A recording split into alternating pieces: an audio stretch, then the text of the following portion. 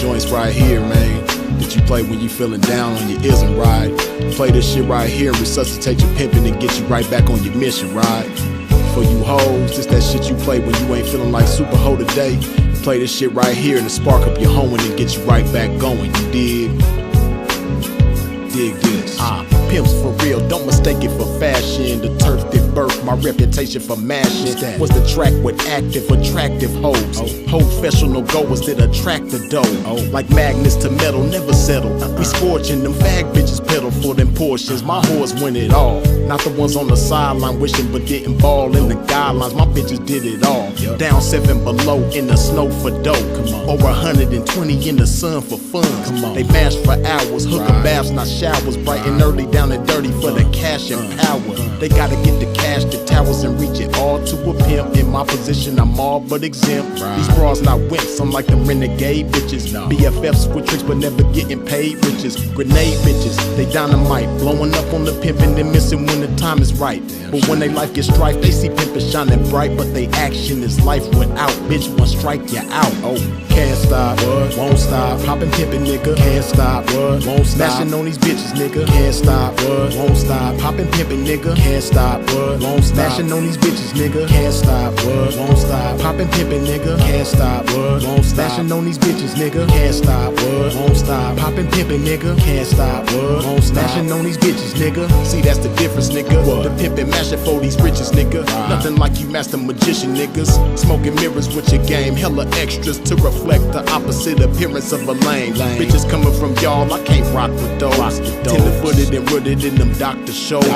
Soft shoe rituals, minute residuals. Papers on life support, your loot's and critical. Something I learned about when running my earned route and working with turnouts is murdering burnouts. Cause knocking one of you niggas for a scarred bitch, that's knocking one of you niggas for some garbage. I'm heartless regardless, empty with sympathy, but banked up to the max with pimpathy. No remedy for me, I'm like this. My life is vice grip, synced in permanent ink. You can't rewrite this. My blood type is P positive, beautifully deposited with a lot of it. I'm popping this shit, and when I pop it so hard I make a trapping ass bad bitch wanna hoe hard. Can't stop, won't stop. Poppin' pimpin', nigga, can't stop, won't stop. Smashing on these bitches, nigga, can't stop, won't stop. Poppin' pimpin', nigga, can't stop, won't stop. Smashing on these bitches, nigga, can't stop, won't stop. Poppin' pimpin', nigga, can't stop, won't stop. Smashing on these bitches, nigga, can't stop, won't stop. Poppin' pimpin', nigga, can't stop, won't stop. Smashing on these bitches, nigga.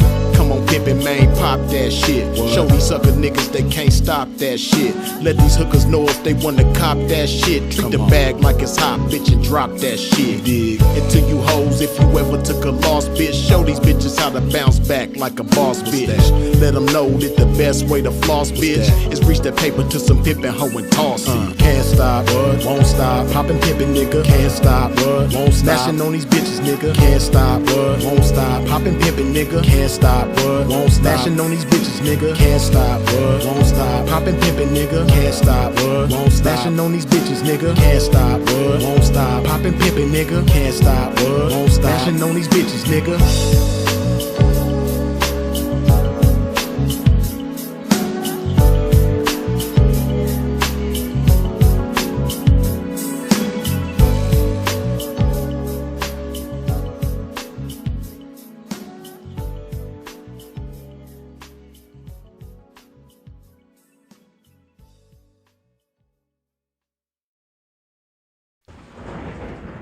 Y'all already know what to do, man. Wipe your feet off at the door when you step into a pimp's domain. Hit that like button. And y'all know a pimp's first order of business. I got to hydrate my game and put some of this good old love in my body. Yes. Blessings to everybody and happy Friday to everybody. Hopefully y'all having a good evening or morning, depending on where you're at. Yes. It's crazy, man. Crazy, crazy, crazy. Cheers to the game.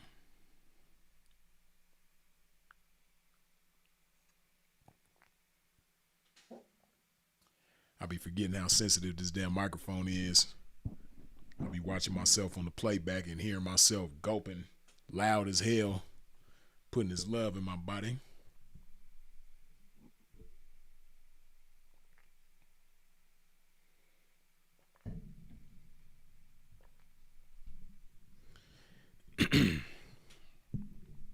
Like I say, man, it's crazy. It remind me of that song with the Click, Bass Rocks, where E40 say, I remember when the world went crazy back in 1985. You know, and it's like the world done went crazy now. I say the world went crazy again, and I had to say probably about 2020. That's when the world went crazy in 2016. The world went crazy again in 2020.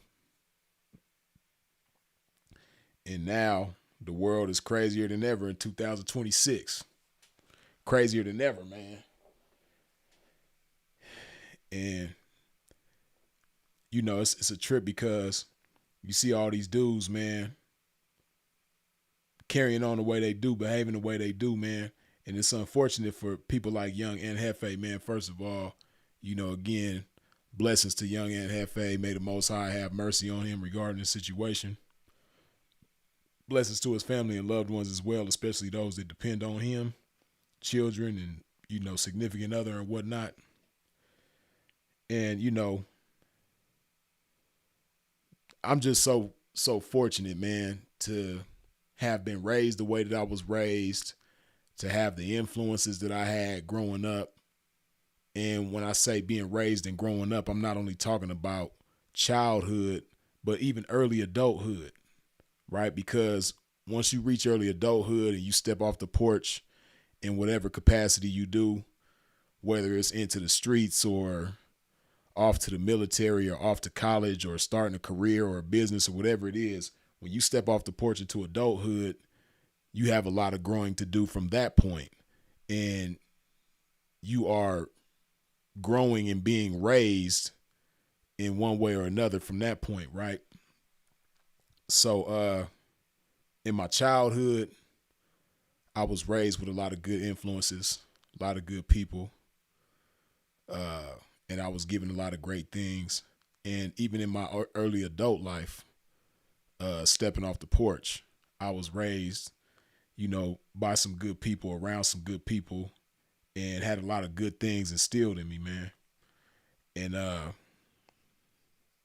it's a blessing because when you have that about yourself, you at least in my case, I'm blessed with the gift of discernment, you know, for one. And then two, I'm so fortunate that like the golden rule is so embedded in me and so ingrained in me. Do unto others as you would have done unto yourself. And because I move like that and I have that embedded in me and ingrained in me, it's just certain things that I can't do no matter how much clout is involved, no matter how much money is involved, no matter how many clicks and views I might get on social media. It's just certain shit that I can't do. My integrity won't allow me to do it. And when I see these other people and, you know, they claim certain backgrounds and they claim to be so real and, you know, they put it on their hood like that means the world, but then they carry on the way that they do, it's just crazy to see, man. And as somebody who comes from Los Angeles County and who grew up in the 80s and 90s and, you know, somebody who remembers how men were back during those times versus how men are now, it's crazy, man. But again, the world went crazy. The world went crazy, I'll say the last time in 2020. Well, that probably wasn't even the last. It's like every year from then, you know, the world gets a little crazier. And now 2026, the world is crazy as ever. But yeah, it's just a shame to see these dudes, man. Everybody strung out on the internet, like really strung out. I don't think people really be feeling me and people really understand the magnitude of what I'm saying when I say that the internet has the same impact on people as crystal meth, fentanyl, cocaine, uh, heroin, you name it. Any hard, heavy narcotic that, alters the mind. This internet got the same power and the same effect. And honestly, in some cases, the internet can be even more dangerous for certain individuals because, as I've said before, see, if you have an alcohol problem, right? Especially if you live in the United States, no matter where you live in the United States, there's certain points in the night and early in the day where you cannot access alcohol. It's only a few places like maybe Miami, you can get alcohol 24 hours. Vegas, for sure, you can get alcohol 24 hours. But most places, you can't get alcohol 24 hours. So if you have an alcohol problem, there's things that can inhibit you from accessing alcohol. You might not have money for alcohol. You might not have transportation to go get the alcohol. The place where you get the alcohol might be closed. So there's things that can take place that can prevent you from accessing the alcohol. Same thing with drugs. You might not be able to reach the dope man, or you might not have the money and you out there trying to panhandle and it ain't going right, or whatever it is that you do. If you ain't that down bad to where you homeless and in the streets, and you are a somewhat functional drug addict, it's different things that can get in the way of you accessing the drugs to fulfill your high. And whatever else you might be addicted to. It's things that there's times where it can stop. But see, when you addicted to this shit right here, this shit don't ever have to stop. As long as you got somewhere to charge this motherfucker, which most of us do, most of us do most of the time, have somewhere that we can keep this thing charged up. So, unlike alcohol, unlike cigarettes, unlike, any other drug, this shit don't ever turn off. Only time you not getting high off of this shit is when you sleep. Most people. That's the only time you're not getting high on this shit, when you sleep. So, it's a number of reasons why you see so many dudes from LA running their mouth so much and carrying on the way that they do on the internet, man. And I speak about LA specifically because that's who we see currently on the internet doing a lot of this weird sucker shit. But what I want you to understand is this ain't exclusive to LA. This goes on in every city across America. Every community, every neighborhood got these types of people. Some might be more well-known than others, but it's the same shit going on everywhere. But since LA is more prevalent on the internet right now, everybody talking about Young and Hefe and things like that, we'll just keep it focused on LA. But, again, like I said, I had some great influences growing up. Obviously, as many of you hear me talk about a lot, my father more so than anybody, as far as a masculine male influence, an image, an example of what a man is supposed to be. I'm so fortunate for that, man, because it's just certain shit that, because I have that, like I said, I just can't do. Right? And when you don't have that, and all you have, the only point of reference that you have growing up is your mama, your aunties, your grandma, your sisters, female cousins, shit like that. It's a lot of dudes that have that, and when that's the only thing they have coming up, naturally they're going to reflect that in a lot of ways. And that's what you see happening on the internet right now. Now, it's bad enough, like I said, the internet done made the world crazy. Social media done made the world crazy. But even if you take that away, even if you take social media away from a lot of these guys, there's certain things that was already in them, right? Because we say in the game, when it comes to the pimping, the type of pimp that you are depends a lot on what type of man you were before you came into the game, or what type of man you were not before you came into the game. So on that same token, the internet is the same way. The type of guys that you see on the internet has a lot to do with who they were before they got on the internet. And a lot of these dudes that you see doing all this sucker ass shit, first of all, a lot of y'all be talking shit about them, but a lot of y'all is just like them. You just don't have the same position that they have. But a lot of y'all is just like these dudes. But we'll get to that in a minute. But the type of guys that they were before they got on the internet, and those of y'all that come from the ghetto, man, you know what I'm talking about. But and you see it. It's so sad. I see that shit all the time on social media. I just seen it earlier. I can't remember who it was, but some chick had followed me. I can't remember if it was TikTok or Instagram, but a chick had followed me, right? And, sometimes when people follow me, I go look at their page and shit. So I went and looked at her page and watched one of her videos, and she was talking shit about these bitches. You bitches ain't this, and you bitches ain't that, and you bitches need to do this and do that, and whoop. She's saying all this shit, right? But she had a little boy, her son probably was about 5 or 6 years old. And she was laying down, like, I can't remember if she was on the couch or the bed, but she was like laid back while she was recording this video. And her son kind of like came and like little boys do with their mama. He came and like, got up under her, and he was in the shot of the video. And she was talking, and then he did that in the midst of her talking. And then she pushed him, and she was like, move, get out my video. And yeah, like I was saying, these bitches, whoop, these bitches. And see, bitches are so accustomed to being bitches and so consumed in their own world of being bitches that they don't think about the fact that they have a little boy that's watching them be a bitch.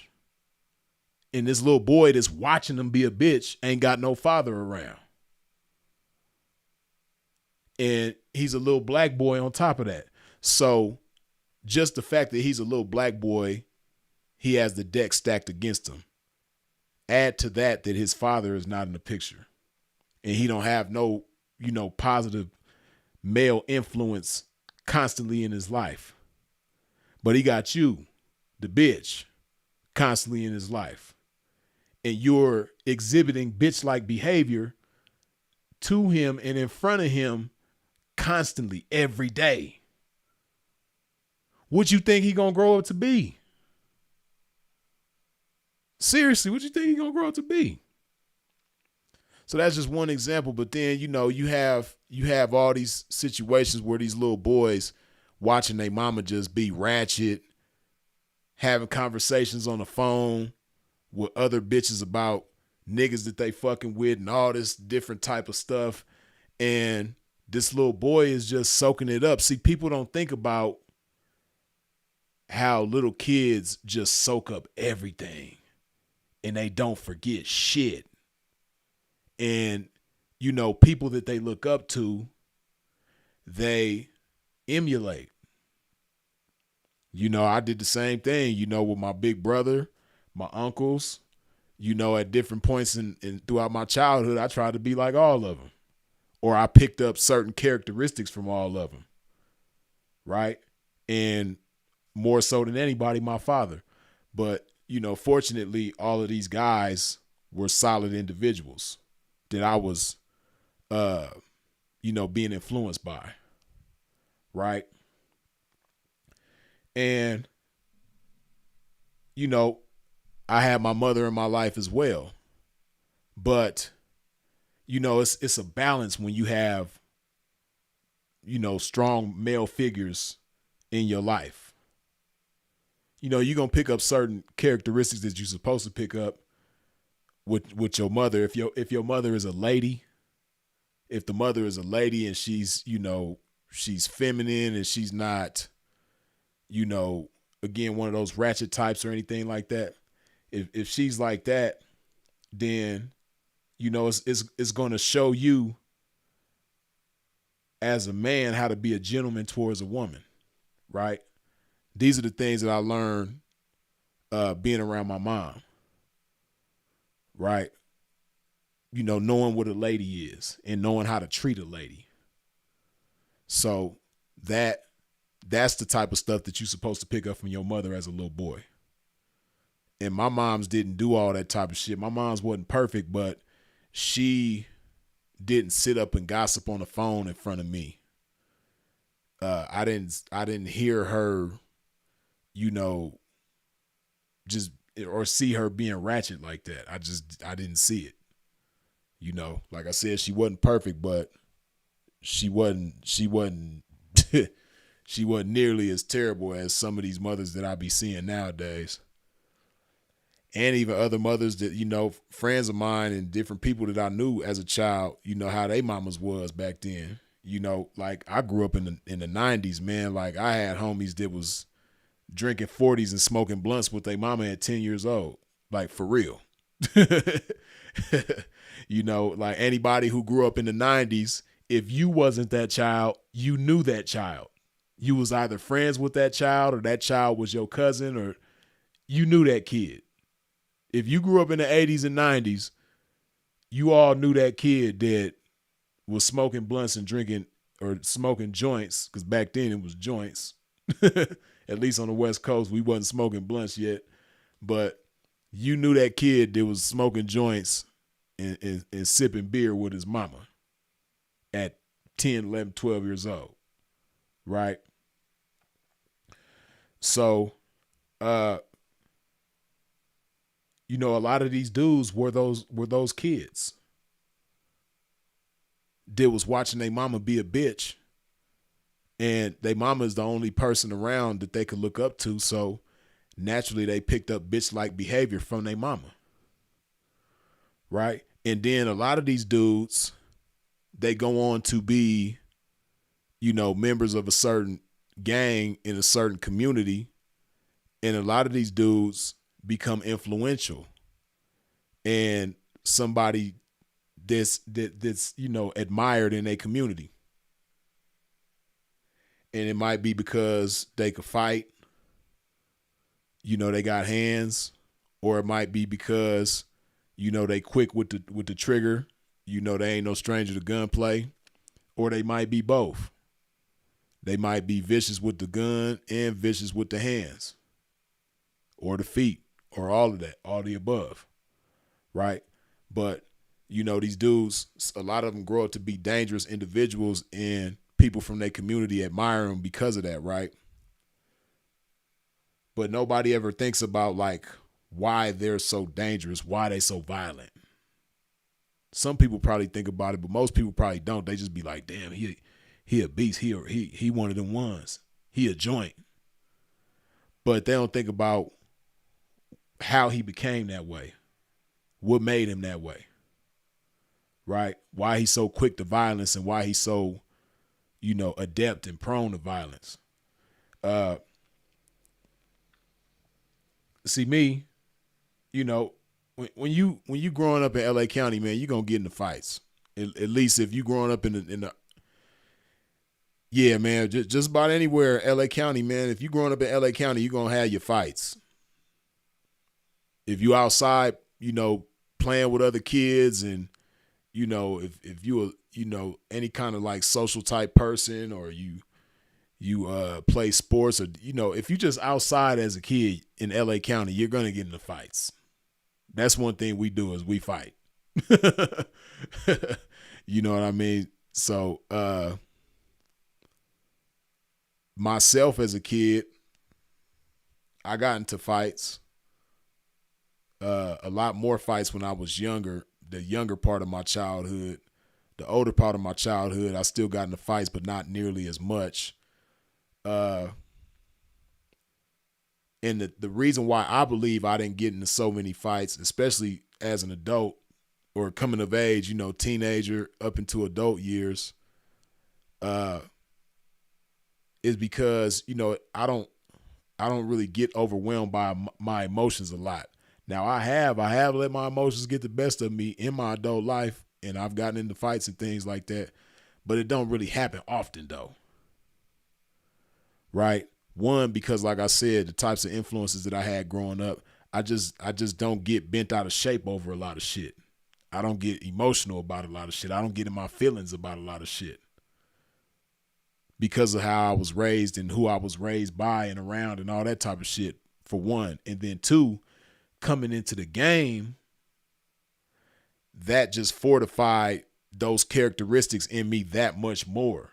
So I'm that much more of a man who don't get overwhelmed by his emotions and don't get in his feelings and all that type of shit, right?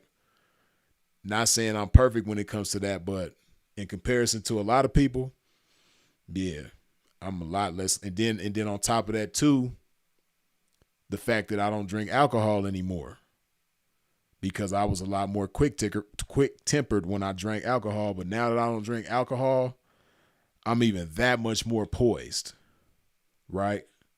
So, in most cases, when I have a conflict with another man, my mindset is to resolve the issue with some game. Because I done been in the streets and I done had pimp outs with different guys in the game.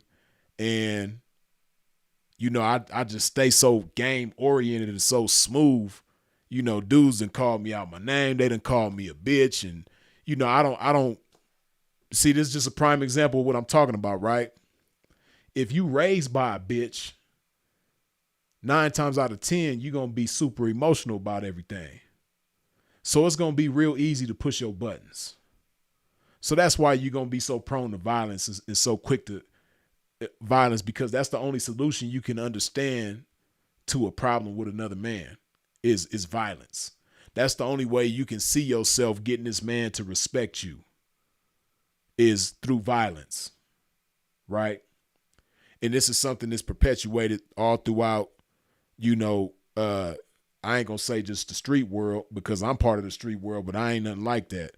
But the gang world for sure, right? In the gang world, but a lot of the most influential people in the gang world were raised by a single mother and emulate that single mother in a lot of ways, super emotional, and, have a fit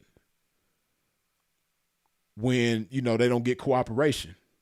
Now, when a woman has a fit, she might cuss, she might throw shit, break shit, whatever, and that's her way of getting people to respect her. So she thinks in her mind.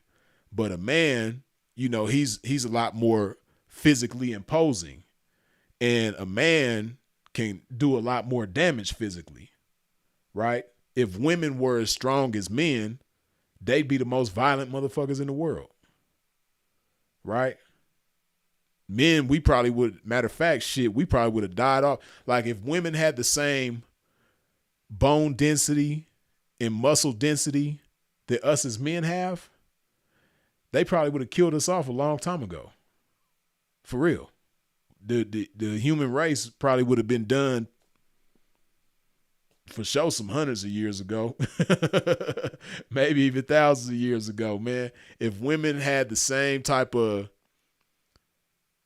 muscle potential and bone density that we have as men, they probably would have, and especially in today's times, if they was just able to snap their finger and be physically as strong as us men, humanity would be over with. Right? But because women don't have the same potential force that us as men do, they're not as prone to violence in a lot of cases. Some women are, but they use weapons and shit like that. But a lot of women, but whatever the case, they're gonna be emotional. And these dudes, they pick up these same emotional characteristics, but the only difference is they have a much greater potential to be more violent. So that's why they choose violence.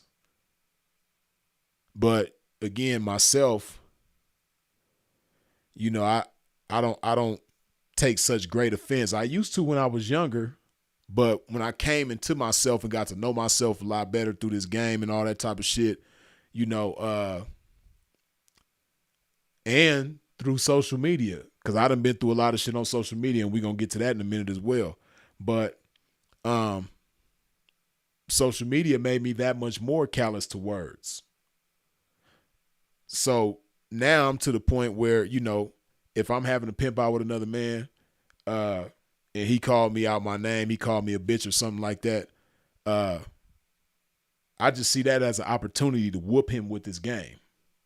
Because that's my whole objective. My whole objective is to whoop you with this game, to show you that you can't fuck with me when it comes to this game. And when you throw that bitch word out there, you're already proving you lost right there. You proving that you can't fuck with me when it comes to this game. That's my whole outlook. Right? And you know, like I said, my mindset is to resolve issues with game. So if I'm having a disagreement with another man, we could be roasting and all of that. We could be chopping each other, but there's a respectable and a respectful way that you do that, right? And if we both being respectable and respectful towards one another, then we could keep it like that. But if you disrespect me within a roasting or a chopping or a pimp out or whatever, then now I'm gonna just make a fool of you with this game.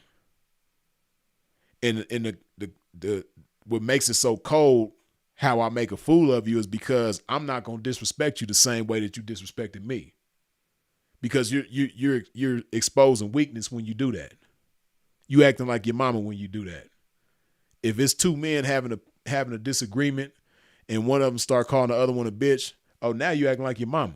So now I know I could destroy you mentally. You can't fuck with me. Right?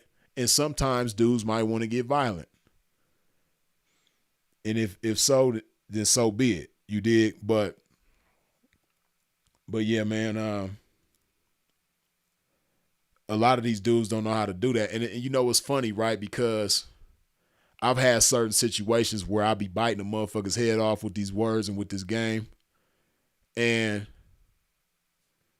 people will see the way that I chop somebody up, and they'll be like, man, Freeze, you crazy talking to him like that, man. Shit, you lucky that man ain't shoot you, or you lucky that man ain't do this to you or do that to you. I'd have had so many situations like that. But see, the thing about it is, like I said, when I do it, it's going to be vicious, but it's going to be vicious in a respectful way. See, it would take a whole lot for me to call somebody a bitch. And, you know, in most cases, face-to-face in a pimp out, I don't resort to that because I just got too much game, and I just know how to whoop people with this game. And a lot of times, that's the worst thing you could do to me is call me a bitch, because you're not going to get the reaction that you want. You ain't going to get me upset. That's just going to be fuel to the fire. I'm going to take that and use that as energy to whoop you even greater with this game. Right? But, you know, all of that being said, that's why I am the way that I am. And see, what also factors into me being the way that I am, within that mindset is a responsibility with words. Like, I love being responsible with my words. I don't like just saying anything just to say it. Or when it comes to certain topics on the internet, I don't want to, I'm not that person that's trying to be the first one with the news. And, you know, the quickest one on the draw with all that shit. Like, I love being responsible with my words. I love thinking before I speak. I love choosing my words carefully and wisely. That's something that I pride myself on. So I'm never going to intentionally or recklessly jump on here and just say anything just to get y'all to watch this shit. I don't have to do that. Again, I got too much game. I could get on here and kick some game and command the attention that I'm going to command. And, you know, if those people that like the clickbait and all that type of shit don't want to watch me, then it is what it is. You know, no hard feelings. I ain't mad at them, and hopefully they ain't mad at me. And if they are mad at me, that's a personal problem. But hey, it is what it is. But, you know, within me being responsible with my words, like I said, that's why I can't just jump on the internet and say anything. And you know, that has a lot to do with how I was raised in my childhood and how I was raised in the game. But, you know, unfortunately, a lot of these dudes didn't have the same type of rearing that Freeze had. So that's why they're able to get on the internet and just say and do anything, not giving a damn if they telling the truth or not giving a damn how inaccurate they are, not giving a damn how their inaccuracies and their lies might affect somebody's situation. Because see, that's the fucked up thing, man. You know, when you get in a situation, when you go to jail, man, people just immediately write you off. People just think it's done for. When they see that somebody got that hot one on they shit, somebody go down for a hot one, people just write you off. That's just like a partner of mine, man. He been gone for a few years, and he in there on that charge. And, you know, I remember when he went down, everybody just wrote him off. People just, oh yeah, it's over with for him. Some of his closest peoples wrote him off. Some of his closest peoples was just like, oh yeah, he done for. But fast forward to a few years later now, he about to be home in a minute. Right?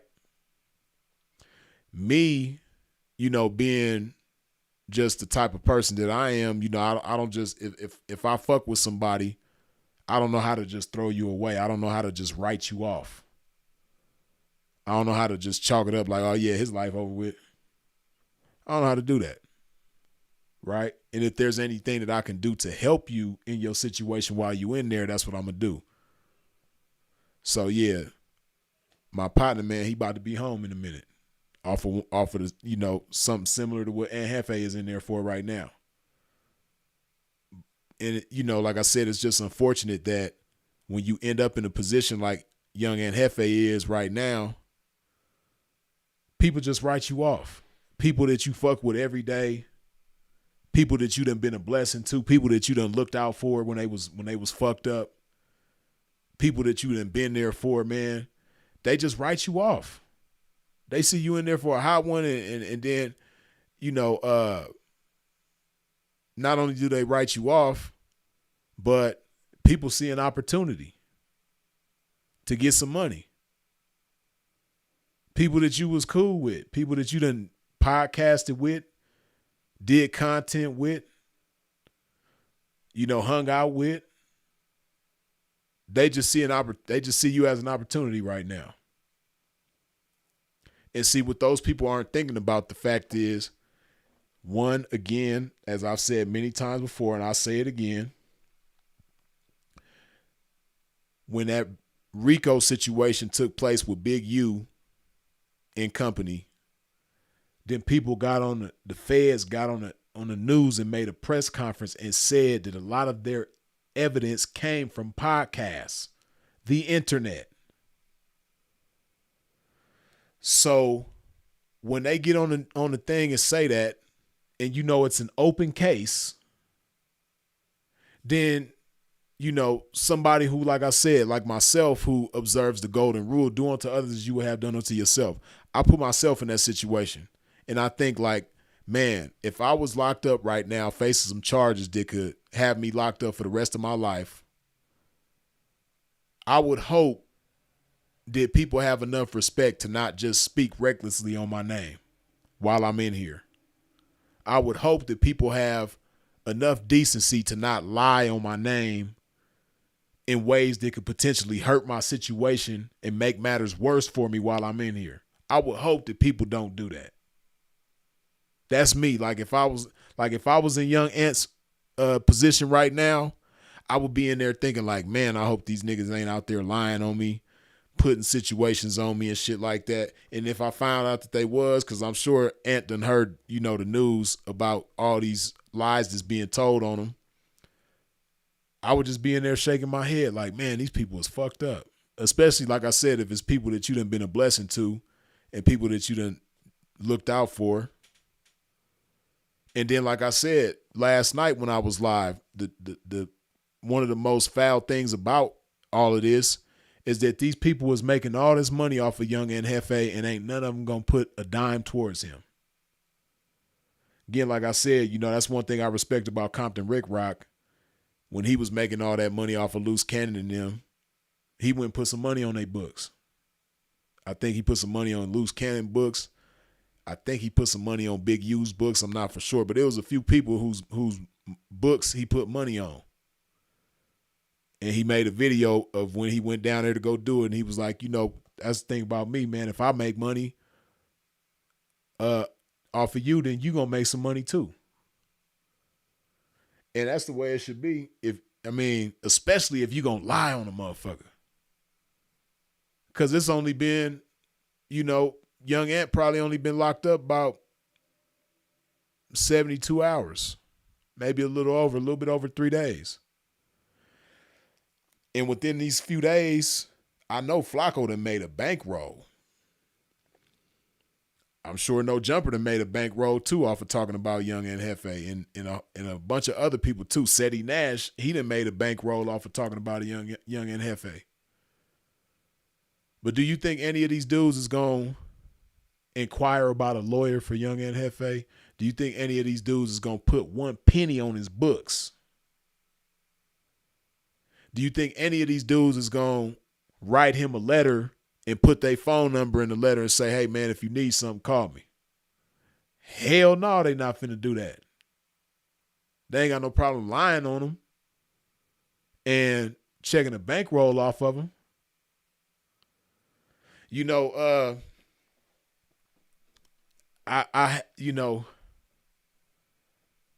I just got to call a spade, man. I just got to, I wouldn't be myself if I said anything other than the truth, right? And the truth of the matter is, man, that dude Seti Nash, he ain't cool, man. That dude Seti Nash is not cool, man. The shit he be doing on the internet, he is not cool. And I look at him the worst of all, even worse than Flacco, because Flacco, he didn't have no choice but to be a bitch ass nigga. He he didn't have no choice, man. It was predestined for him, man. He didn't have a chance. But Seti Nash, it's like, dude, you from California. You from Strawberry Manor one minute, you from Rolling 60s the next, but whatever the case, you supposed to be a Crip. And this dude put the body of Baby Huey, Big U's son, rest in peace to him. Seti Nash put that man's body on Young and Hefe with no facts and no proof. He just ran to the internet and put that out there and then said, I hope it ain't true. But if it is true, oh man, it's gonna be a hot summer. That's gonna start a war between the A-Trays and the 60s. Why would you even get on the internet and say that? And you supposed to be from 60s. See, again, like I said, me, myself, I can't just get on the internet and say anything. Certain things that might even be true, I can't say on the internet, especially in Young and Hefe's situation, because he has an open case, which means evidence can be brought and added to the situation and make the situation worse for him. And they get a lot of their evidence, once again, off the internet. So me, as a street nigga, non-affiliate, but still a street nigga, understanding that and having been to jail before and fought cases before, had motherfuckers come to the court and ready to testify on me and snitch on me and make statements on me and all the shit. Me having been through that, I just can't get on here. It's like, ugh. How do you do that? And he supposed to be from 60s. And he just get on here and like throwing, like not just throwing logs in the fire, but starting a fire where there was no fire and then throwing big ass logs into this fire. And, you know, he's an older guy. Like, I don't know how old he is, but I would imagine he at least in his mid-30s. And, you know, see me, this is another reason why I can't just get on the internet and say just anything, right? Because when you have a platform, be it big or small, but when you have a platform on the internet and people come to you and watch you and listen to you and value your word, value what you say, you have a responsibility to those people. At least that's how I see it.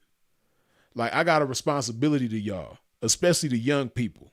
And I wouldn't want to steer the young people in no type of wrong way. Especially some gangbangers, you know, that could hear some shit like that and be like, oh, cuz they killed the homie, it's on. People haven't learned from the war in Chirac situation with academics and all the bullshit he stirred up. And, people's lives that got lost that he played a role in because he did. See, a lot of y'all that might be younger, you just know the academics that be streaming and, talking about, current events with rappers and shit like that. But a lot of y'all might not remember the war in Chirac days of academics and all the bullshit that he used to stir up in a place that he would never go.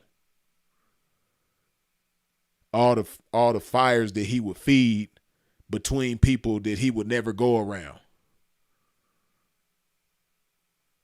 And, see, the war in Chirac, man, it was so detrimental to Chicago because it became a thing where,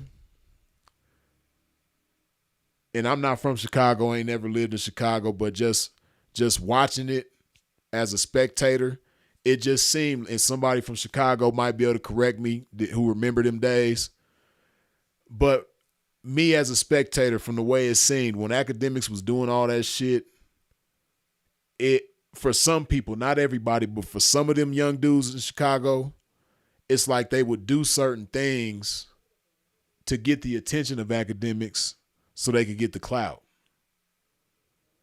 So it's like they would turn up and do all kind of gangster shit because they know academics gonna give them a nickname, like the Chirac Wolverine and the Chirac this. He would give different people nicknames and shit like that, and they would get a kick out of that.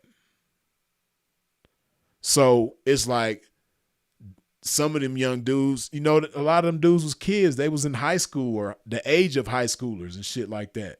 So they thinking to themselves like, man, I know if I turn up, if I do some wild shit, man, academics going to talk about me and I'm going to have some clout. So on the same token,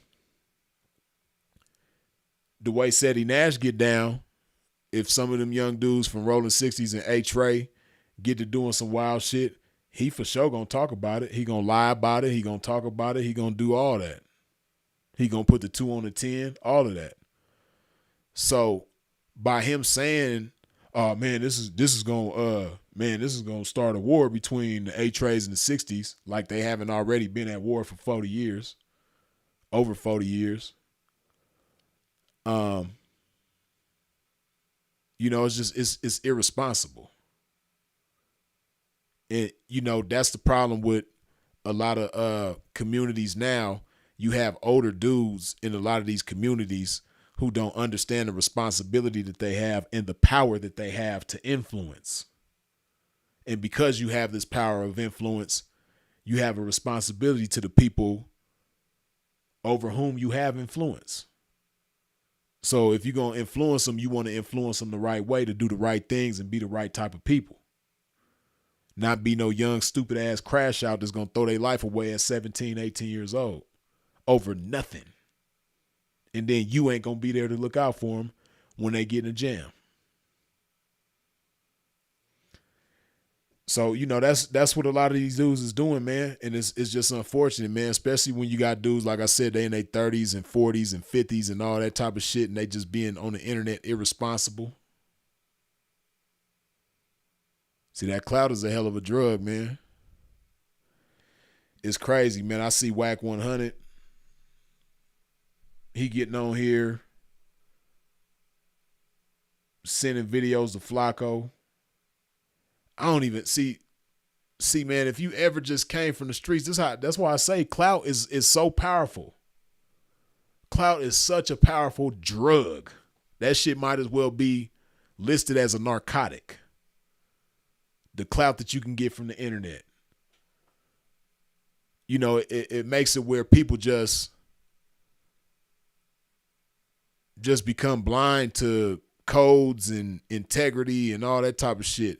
Because Whack 100 is from a gang. And he come from the street world, even though he not active in the streets like that no more, but he comes from that world though.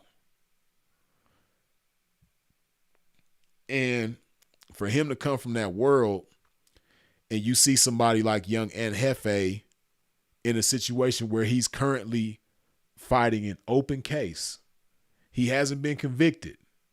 This shit is open, which means more things can be thrown into the pot that can work against him and make his situation worse.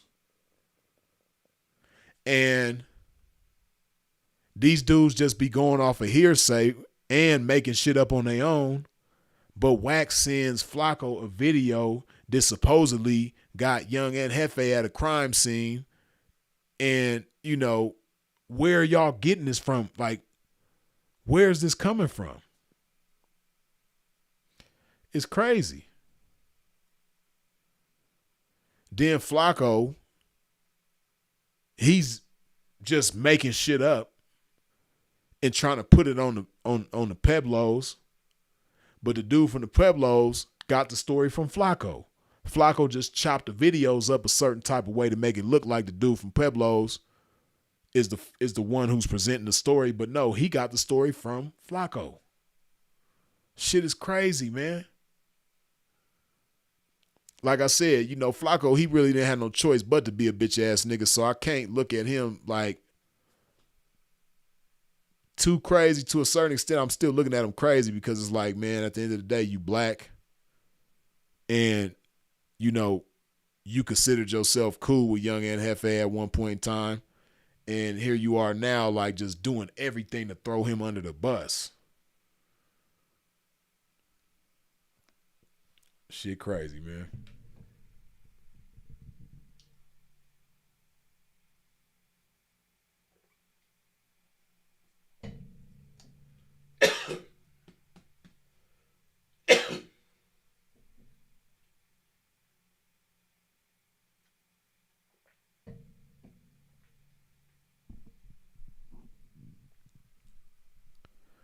But,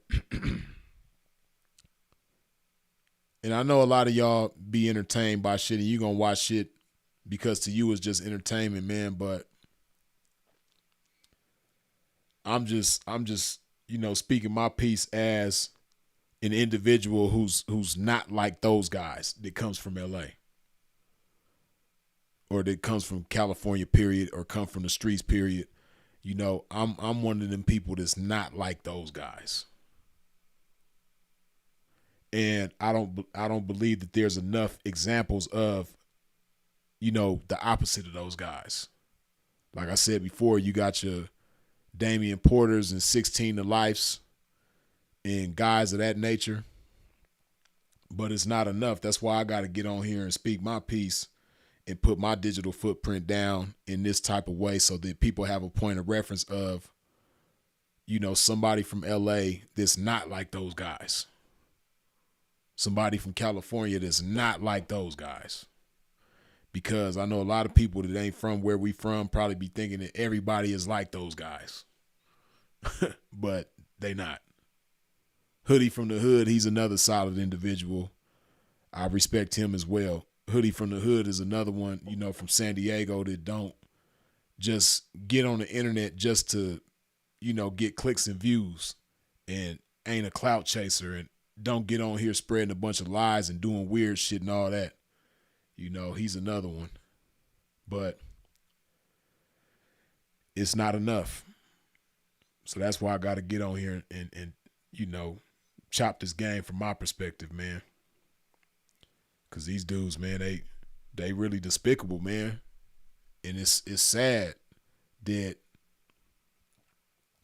people who have the power to do something that, are within arm's reach of Young and Hefe, they using their power to hurt him more than help him. It's sad, man. Has anybody even created a GoFundMe for Young and Hefe? I'm just curious to know, has anybody done anything to help him in any way since he been in there? I'm talking about the people from the YouTube world that he done rubbed elbows with or got some kind of association with or that's making money off of him right now. I wonder, has any of them people done anything in any kind of way, even the smallest way, to be a blessing to him or his family? Shit crazy, man. Shit is sad.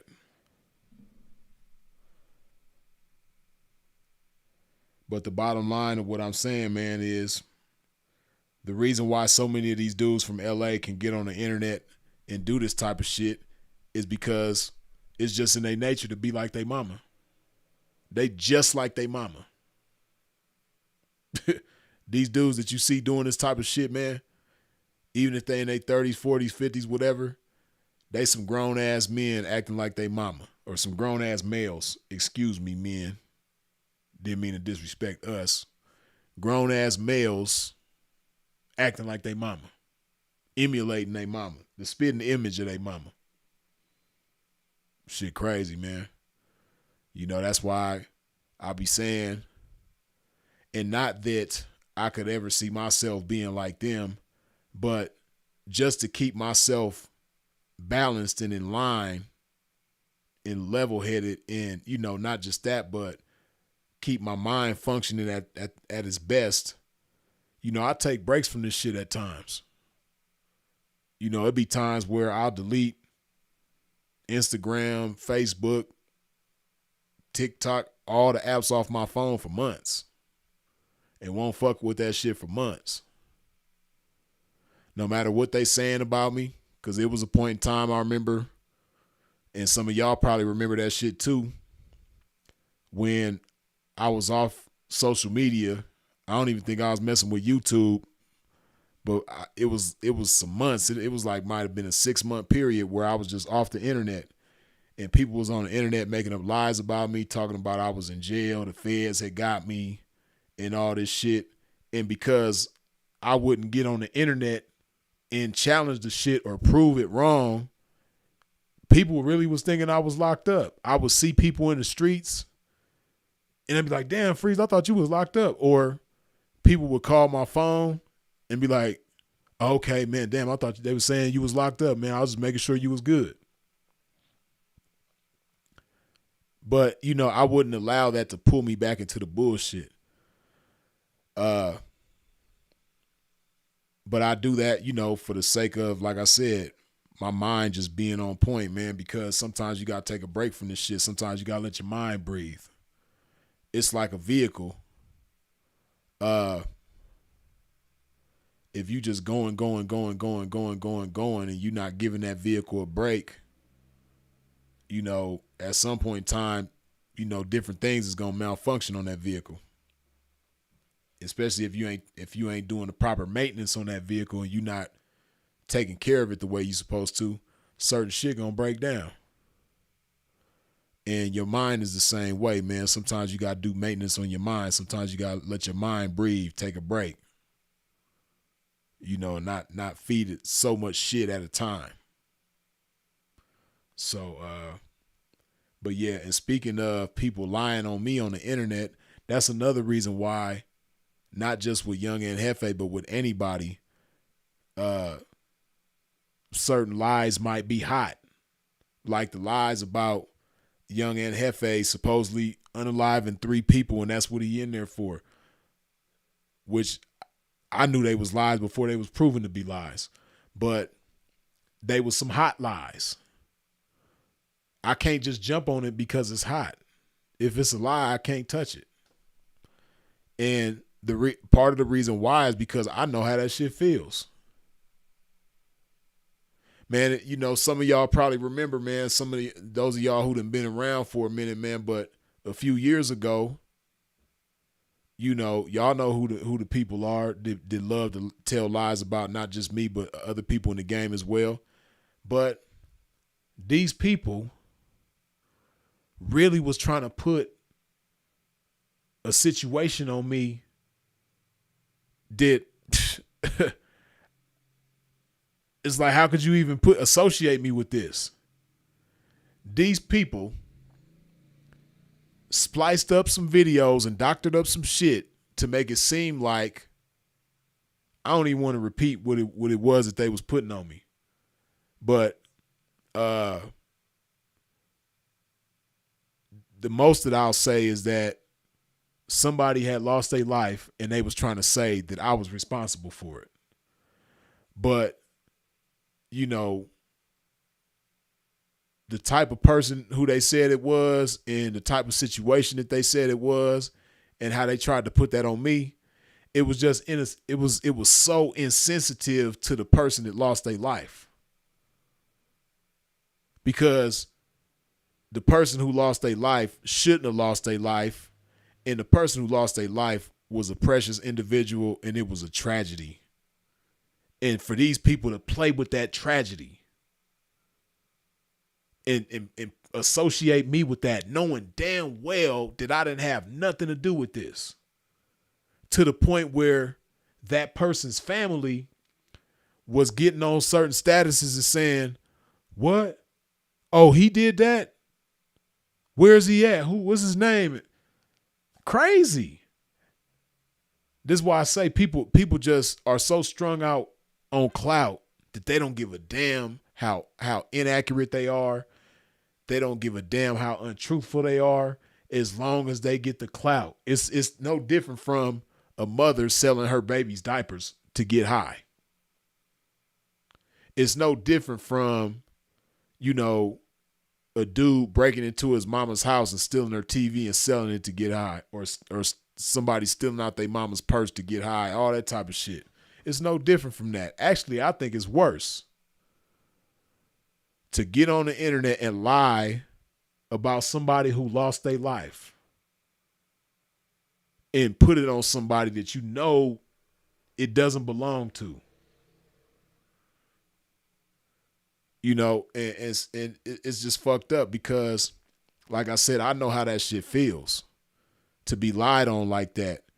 And I don't know how it feels for the family and loved ones of somebody who lost their life to have lies being told about their loved one like that. Like the dude from Pueblos that lost his life, Lil Bandit, rest in peace to him. And then it was so many lies being told on Aunt Hefe, but it was another lie that was being told with somebody else who lost their life. Can't remember who they were, what the situation was, but rest in peace to them as well. You know, people, when they get on the internet and tell these lies, they don't think about what their family is going through. Like, this is a human being that got family who lost their life, and they still got family here. They might have kids, and they got people that love them. And, you know, they want to know the truth. And they're desperate to hear the truth and find out what really happened to their family. And they so desperate to, you know, find out what happened to their family that they on the edge of their seat, you know, waiting to hear some news. And then when you come on the internet irresponsibly with some lies just for some damn clicks and views, you're not thinking about what you putting that family through or the person that lost their life. Let alone the person that you're lying on and saying is responsible for this person losing their life. I'm talking about the family of the person who actually lost their life. You're not thinking about what you putting them through. You're not thinking about if this person got kids and those kids are still young and they thinking about what happened to my father. Dang, why would somebody do that to my dad? And these kids got phones. My kids been having phones since they was 8, 9, 10 years old. These kids got phones. And the phones is way better now than they was back then.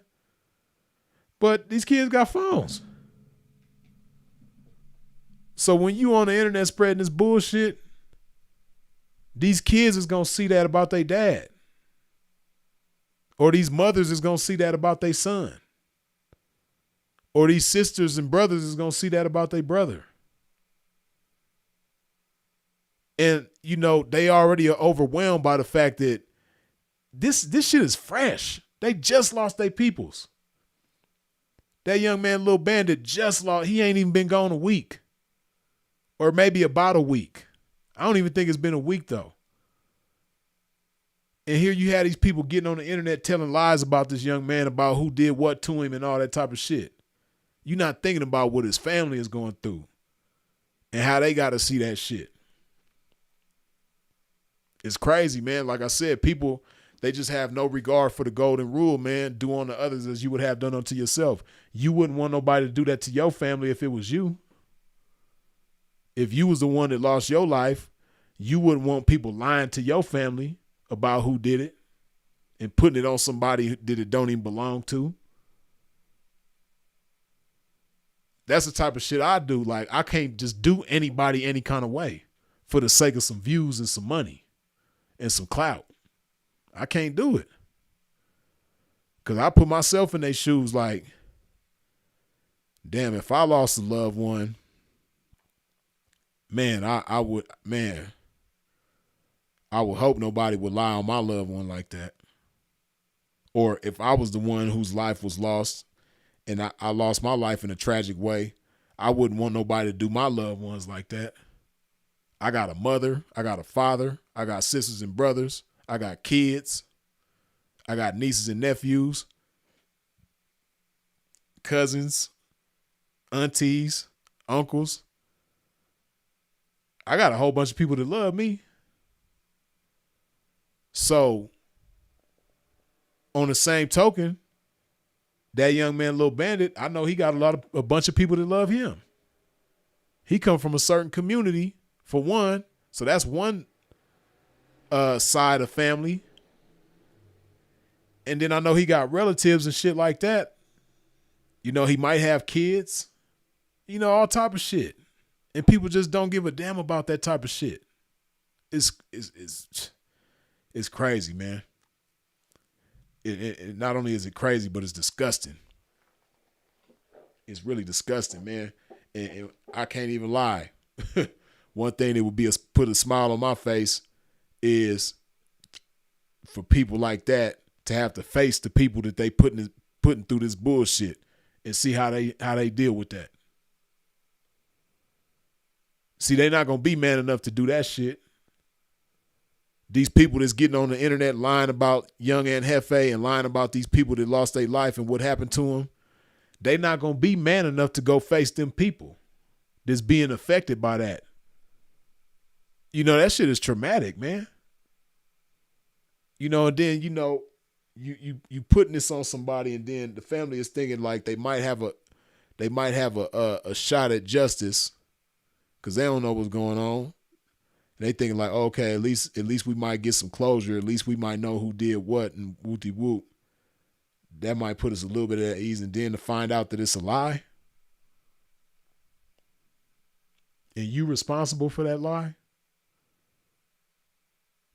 But like I said, they not about to go face them people.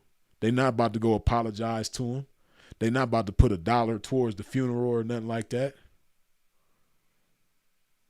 It's fucked up. Again, just like they making money off of Young and Hefe, they making money like Flacco. He done made a gang of money off of lying about Lil Bandit. You think he about to send them, his family? They still got to bury him. He only been gone some days. You think he gonna send them any kind of money? Hell no.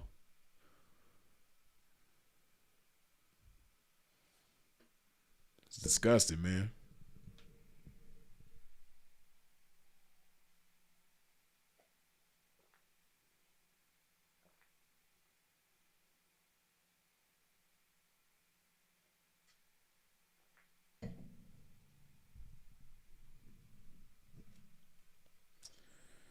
Shout out these supers one time right quick. Give me a second. Damn, why they... Damn, YouTube tripping.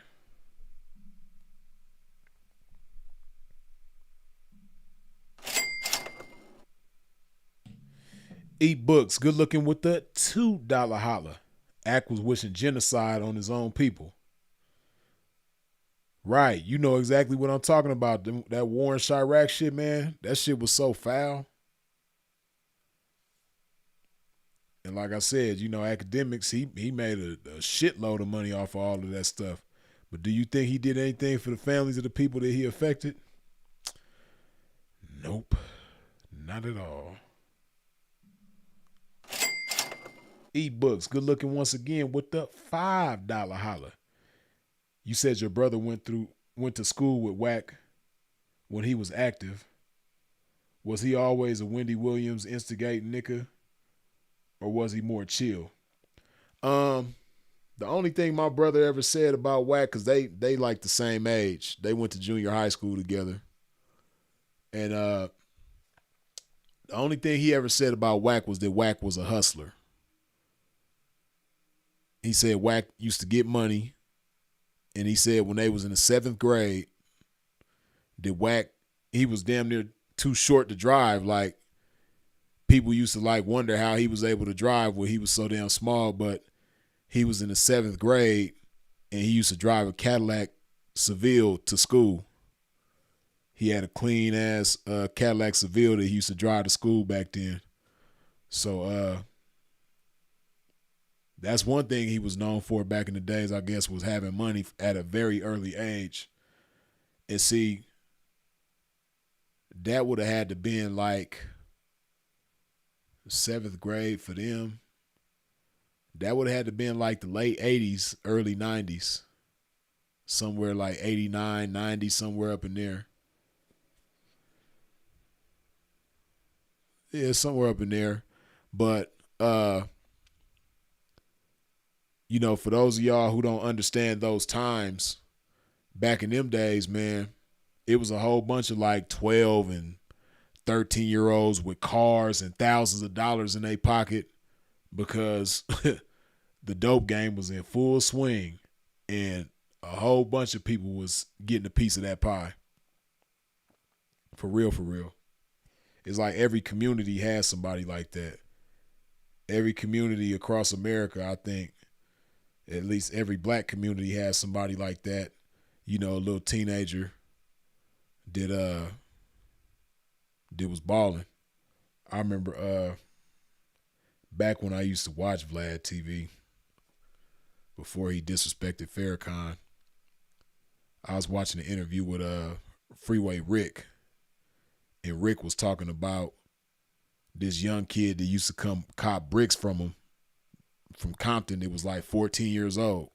It was a kid from Compton that was 14 years old that used to buy kilos from Rick in the 80s. So, yeah, them days, man, it was something else for sure.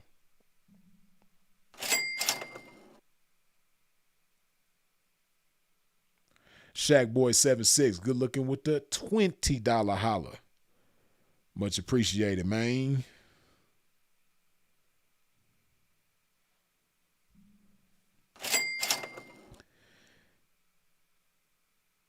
E-books, good looking again with the $2 holla.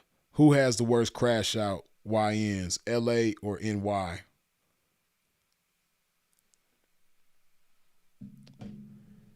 I can't really say.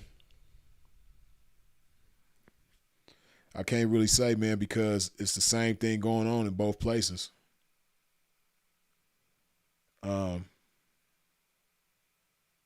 but to my understanding, even though gun violence is still a thing in New York, uh, because of their gun laws being so harsh, I think they got worse gun laws than California. And because of that, it's not as much gun violence, but it still is gun violence. But yeah, between LA and NY, it's probably a dice roll, man. I don't think it could really be said which one is worse. As far as the quote unquote YNs, I don't even like using that terminology, but for the sake of relativity, I'll use it. But yeah, I can't really say, man, because it's like I said, it's the same shit going on. You got a lot of young dudes just growing up to be like their mama, emulate and be the spitting image of their mama, and add to that, everybody strung out on clout. And then add to that, that's another thing that I didn't even mention. A lot of these people was on drugs. So a lot of these young dudes, man, they all on something. So yeah, I can't really say who's worse. I think it's a dice roll.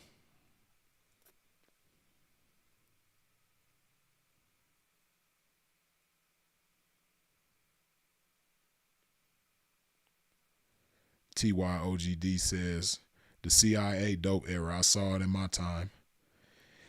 Yeah, it was something else, man. It was something else back in them days. Right, Marlon, you remember, he said, I remember Rick telling that story. Yeah, you know exactly what I'm talking about. Man, them 80s, boy, was something else. Crack era, 1980s to the early 90s. Yeah, it was, man. Man. In the 80s, LA had a few legends like Santa Claus and Monster. NY had 50 Cent and E-Money Bags. Yeah. Yeah, it was a lot of them types of dudes back in them days, man.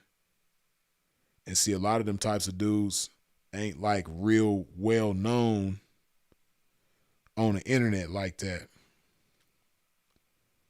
You got some dudes that was like vicious in the gang banging world. You got some dudes that was some cold hustlers that was having money. And a lot of them ain't even well known. Of course, the bigger ones like, Waterhead Bo or Freeway Rick, of course they known. Whitey from Whitey Enterprises, they known. But then, you have a lot of dudes, man, that was making millions of dollars in the streets that people on the internet don't know about it. You would have to be from that time in that area to know who they were.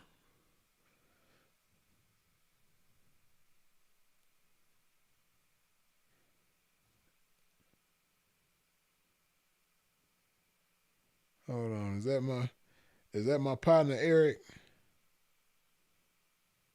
I think that is. King Eric, I just turned 40 33 minutes ago. Yeah, man. Happy birthday to Eric with his old ass, man. You old now. I'm like the only 40-something-year-old that really, I mean, that's what according to when I was born, people would say that I'm 44 years old, but I'm really 21, though. I'm really forever 21 to P. They named the store after me. You did. But, hey, if y'all want to say I'm 44, y'all can have that. I'll let you have it. But like Draco said, man, I know the truth. And the truth of the matter is, A Pimp is Forever 21. I just turned 21 last year. I'll be 21 again this year. And God willing, next year I'll be 21 again. So, yeah.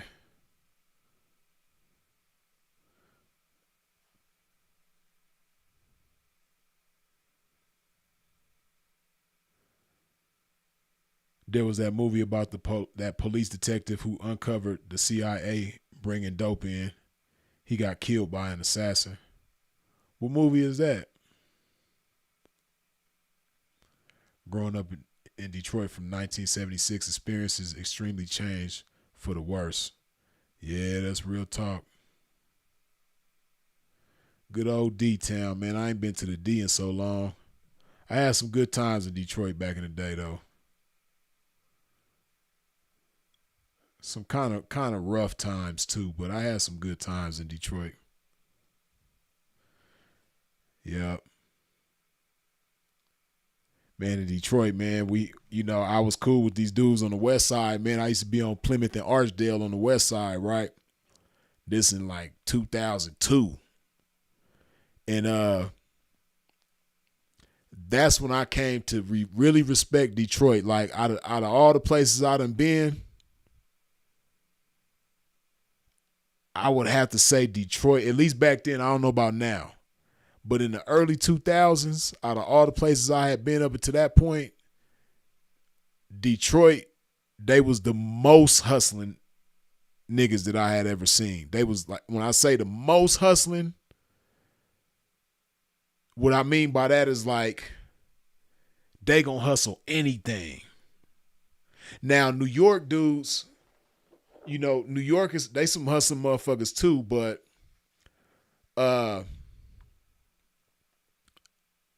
see, New York,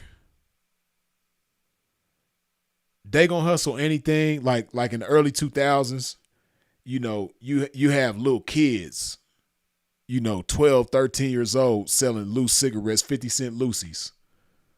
50-cent Lucy's all throughout Manhattan and shit like that, right? You had that going on. Or, people selling slum jewelry. New York motherfuckers, they gonna figure out a way how to make $1 too. But the difference is, if a New York dude got a pocket full of money, he don't mind spending it. Detroit, on the other hand, they will have a pocket full of money and they still gonna be scheming on how to get over it. They gonna try to get the most without digging into their pocket. That's how Detroit is. Like, I remember the homie D that I was cool with on the west side, man. I remember one time we went through the Wendy's drive-thru, man, and he had a pocket full of money. And he pulled a move on the people at the Wendy's drive-thru to make them give him some extra food and shit like that.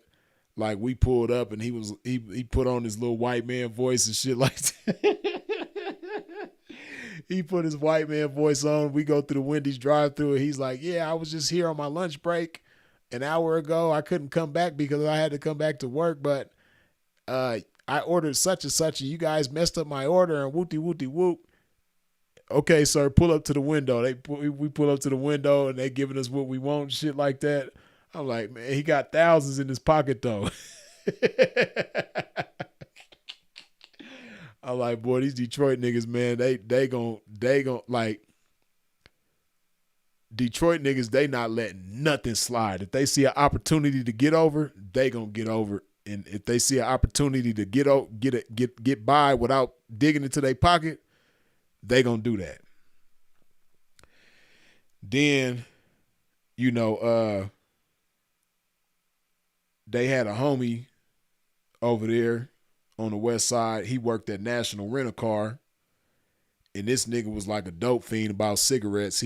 The way people be about crack, that's how he was about cigarettes. He just was a cigarette fiend. And he worked at National Rent-A-Car. And if you bring this fool a carton of cigarettes, he gonna give you a car. You get his food, man, cause like me and the homie did that. Me and my nigga Smooth. Me and Smooth came to this food with some cartons of cigarettes, man. He gave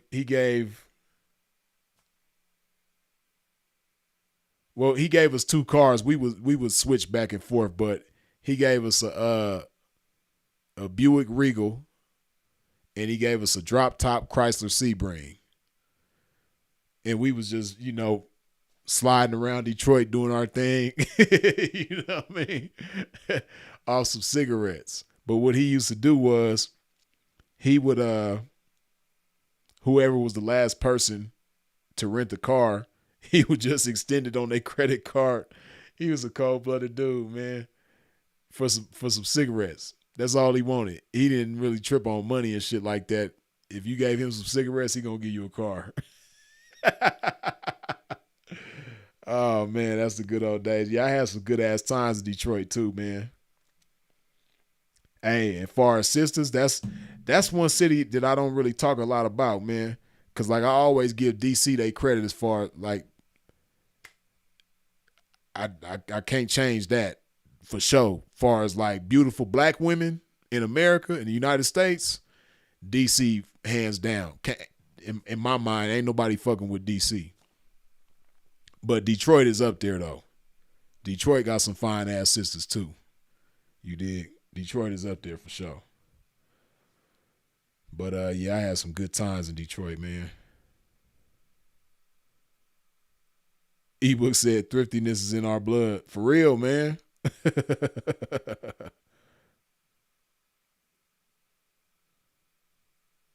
D-Town making a comeback. Don't sleep on us. Now, like I said, I respect Detroit, man. They made me respect they hustle when I was out there for sure. They some hustle, like Detroit, some hustling motherfuckers, man. They gon' man. Then another thing that they was doing real big back then too was the homeowners insurance. They had the homeowners insurance scheme going on back then. Hey, it was some niggas in Detroit even in the late 90s probably too, but in the early 2000s when I was around there, man, there was some dudes getting rich off that homeowners insurance shit. You know, man, Detroit niggas say they keep some shit going on about some money, boy. They gonna get their money. I respect them about that for sure. They earned my respect on that note for sure, for sure.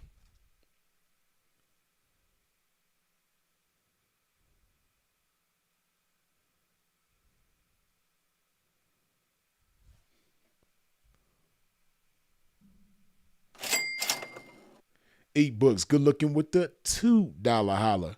How many of those 80s guys pivoted to the game? I done heard some stories about different dudes that pivoted. Cause see, this is what you gotta understand, man. Like for the game, for the pimping, the 80s was fucked up. You know, from the stories that I done heard, man, the 80s like fucked up a lot of good pimps, man. It's a lot of pimps that didn't make it through them 80s. The 80s was like a obstacle course with alligators and crocodiles and bears and lions and tigers that you had to get through, man. And a lot of good people in the game didn't make it through that obstacle course unscathed. But if you think about it, you know, a lot of chicks in the game was getting strung out on dope. So if you the dope man and you got the sack and you got what this 304 want, and she's more concerned about the sack than anything, then you got the power to have your way with her. So I'm pretty sure it was a lot of D boys that was getting chose without even trying, without even wanting to, and without even knowing what to do with a 304, like because they had the sack and that's what the chicks wanted. I know they was getting chose left and right. It's just like now the same thing goes on nowadays. You know, I know it's probably some fentanyl. The fentanyl man somewhere, he probably 10 deep. It's a fentanyl man somewhere right now, man. They got 10 fentanyl junkies deep. I know it is, man. But the 80s was like no other.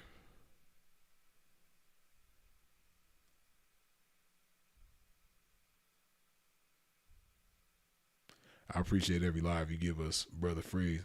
Marlon, good looking, man. Appreciate you. Okay, the movie is called Kill the Messenger. Let me screenshot that so I can remember that. I'll look that up.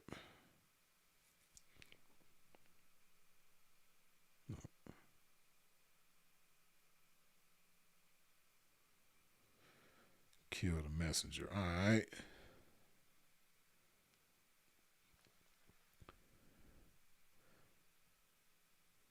Loved by few, hated by many says Dr. Wesley Muhammad has a documentary on the creation of crack, first created, tested, and released in LA.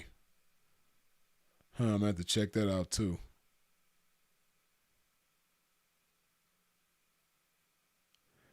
'90s Baby, the university says they gave academics a job at Complex for the Warren Chirac shit. He didn't even know who Dub C was. I remember that when he didn't know who Dub C was. Damn, you took me back with that. I remember that though. He not hip hop, but they promoted him to represent us on purpose. Yeah. Yeah, academic, he really ain't hip hop, now because he's been kind of like involved in hip hop for a little while, he kind of know, certain people, but like if it's not like the mainstream, if it's not the current mainstream, he don't know who nobody is. Like he don't know hip hop history. He don't know like see me, I'm a real hip hop head, man. I know underground people from different regions, especially because I used to move around and shit. Like when I went to, speaking of Detroit, when I went to Detroit in the early 2000s, that's how I heard about Blade Icewood and Eastside Cheddar Boys, like underground people that on the West Coast we would never hear on the radio. But when I start going to these different places, I started learning like, okay, everybody got their local scene, their local hip hop scene and like their underground shit. So I was hip to a lot of different people, man, around the country on some underground shit. And then I'm just like a hip hop head. I grew up, hip hop has been my shit all my life, as far back as I can remember. You know what I mean? In the 80s, I was listening to Mixmaster Spade and Toddy T and King T and, all that shit. Like shit that people on the East Coast probably wouldn't hear. You'd have to be from the West Coast to know those names. Rodney O and Joe Cooley, shit like that. You know what I mean? That was our underground scene in the 80s, man. Rapping Duke, even though Rapping Duke I don't think was from California, but I remember all that type of shit. But yeah, man, academics, you right. He definitely ain't hip hop, especially to not know who Dub C is. Lame as hell. Yes, Dr. Wesley Muhammad said they also create certain menthols in cigarettes and THC cannabis for black youth. Yeah, I remember when he was on the Breakfast Club talking about that shit, talking about how the weed got estrogen in it and all type of shit. Shit crazy, man. That's why I'm so glad that I ain't into none of that shit, man. I'm just so glad that I appreciate my body the way I do, man. I love this shit. This thing right here, man. I love this thing. This shit right here. Love this shit, man. Young Cash 2126 says, Whack 100 was the main one who started getting internet, speaking hood business, exposing paperwork, and trying to expose reputable, like Hustle Dude, not even from LA, dude from Pacoima. Yeah. Yeah, he stirs up a lot of shit, man. I just certain shit that people do, I don't see how they do it, man.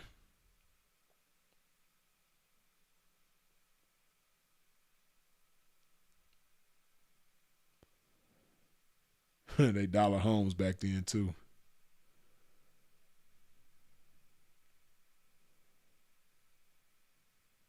Just passing through. Love the thumbnail. Pisces Hayes. Hey, what's going on? I ain't seen you in a while. Appreciate you.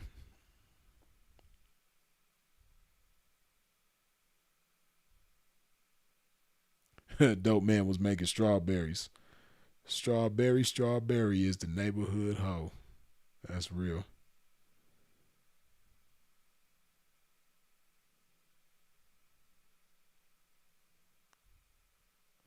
The real Trey Nino says, just seen one in a U-Haul van with a snow bunny. Both of them nodding off the dope. Yeah, that's crazy.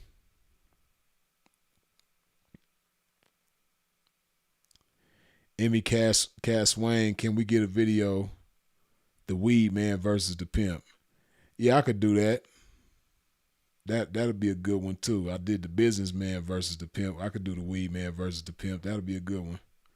We could do that for sure. Mac Juice say it's a crackhead white guy somewhere on Twain and Swenson slanging that fat and around 5 deep.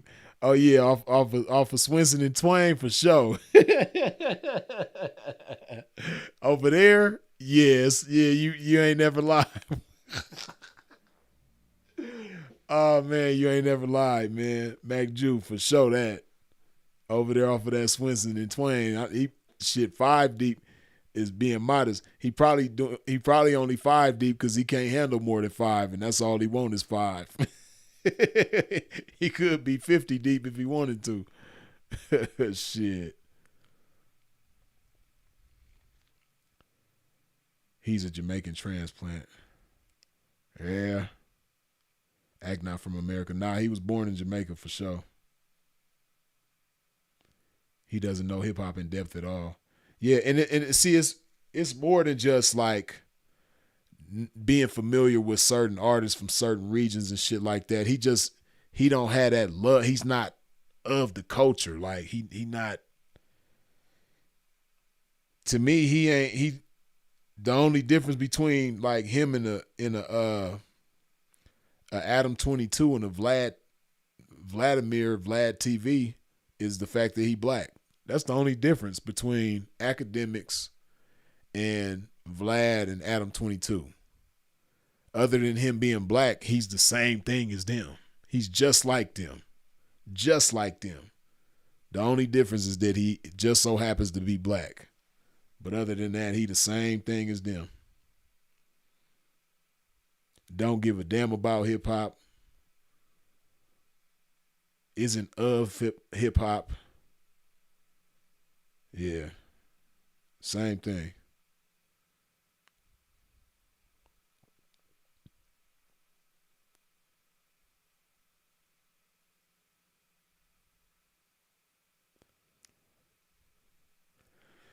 Jones says, man, academics does homework and research right on stream about any and everything. It's okay if you don't like a person. But I, for one, have learned a lot from Ack. And I listen to music and rap every day.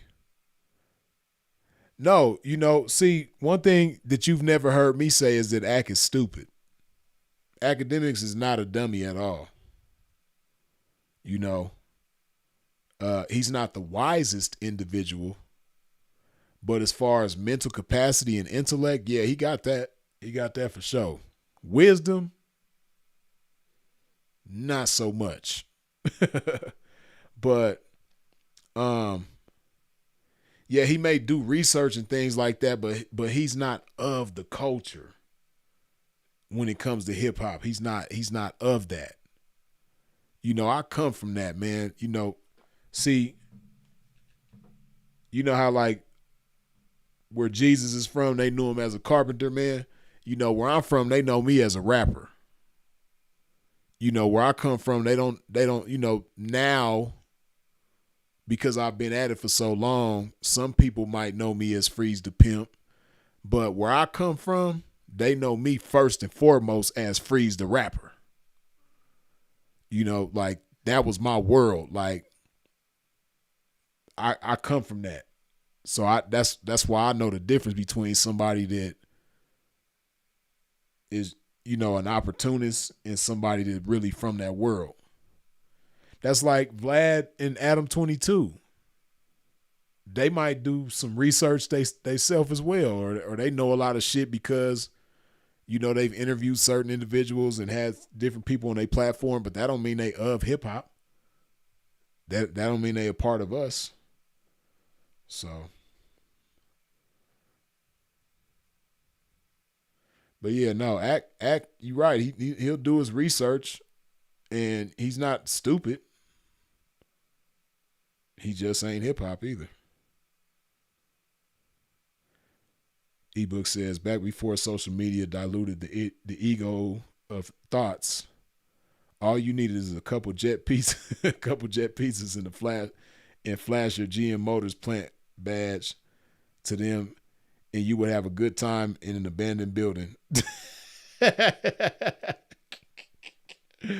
Oh man, ebooks, you be on some ratchet shit, man. Ebooks. Shout out to ebooks, man. Now those of y'all that know me, y'all know I be encouraging big tricking. I be encouraging tricks to be the biggest trick and the best trick that they could be. And don't be afraid to be generous. A little generosity could take you a long way with a 304.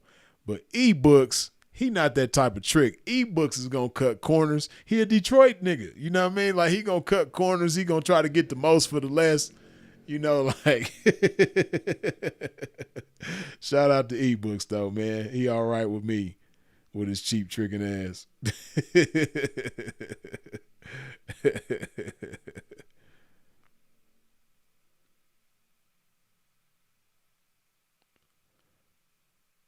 I have a video for you to review. Let's see what you talking about, Lojo.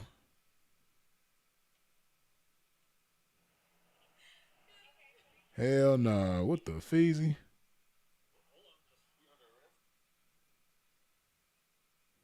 I'ma save this, Lojo. I'ma do this. I'm gonna do that another time, cause that one seemed like it's cool.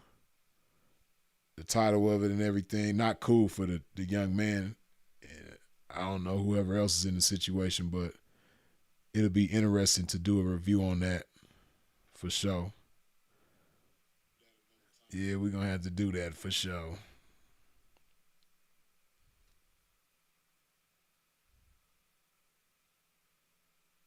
Right. Like Paul Young, 8400 say, his knowledge only go as far back as Chief Keef and Lil Durk. Yeah, that's about it.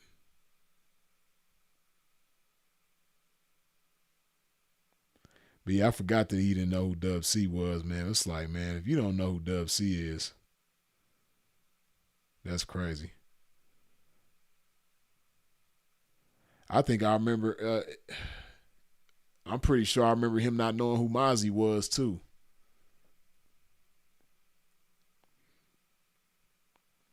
Not only does his knowledge not go as far back as like you said, Chief Keef and Lil Durk, but especially the West Coast. I don't know, and that's just me. Like, I don't know where I get it from, but I know it has to come from somewhere. I just can't remember where it came from. But I really believe Academics is a West Coast hater. I don't think he really cared for the West Coast like that, as far as music goes. Now, of course, the mainstream people like a Blueface or somebody like that, of course he'll know who they are. And then if somebody passes away tragically, like a Nipsey or a Draco the Ruler, people like that, he gonna know who they are. But yeah, I don't think Academics really care for the West Coast like that. Of course, Kendrick, because Kendrick chopped his favorite rapper's head off.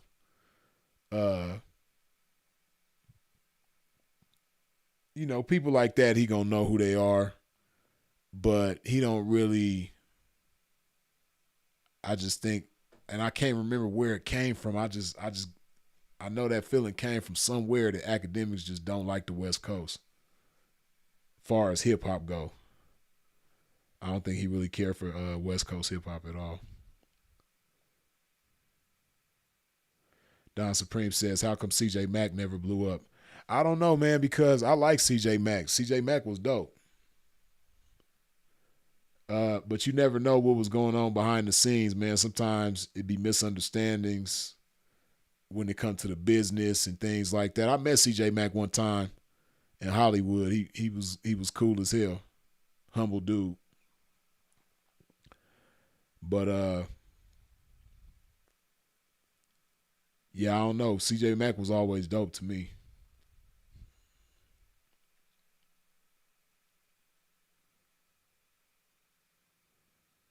The child said, hard to trick with all these blades shutting down.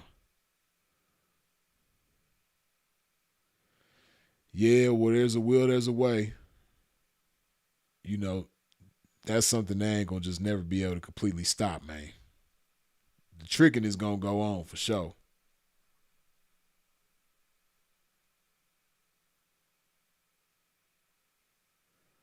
That is not going to stop. Ebook said his Drake fandom is some weird shit. Yeah, a lot of people's Drake fandom is weird. They can't accept the fact that Kendrick chopped his head off though. They don't like that shit. Ebook said he definitely hates the West Coast after Kendrick destroyed his boy. I think he been hating the West Coast before that. Before before Drake and Kendrick even really got into it. I think academics been hating the West Coast, man. I don't know what it is, man. You know. But you got a lot of East Coast dudes like that, man. Like, you know, it's not even so much like it's part hate, but even deeper than hate, it's just a New York pride thing. Not saying, academics ain't from New York, but uh that's what I know about New York people. And certain people from other parts of the East Coast, academics is East Coast, but um mainly New York. Like New York got so much pride, it's hard to earn their respect. For real.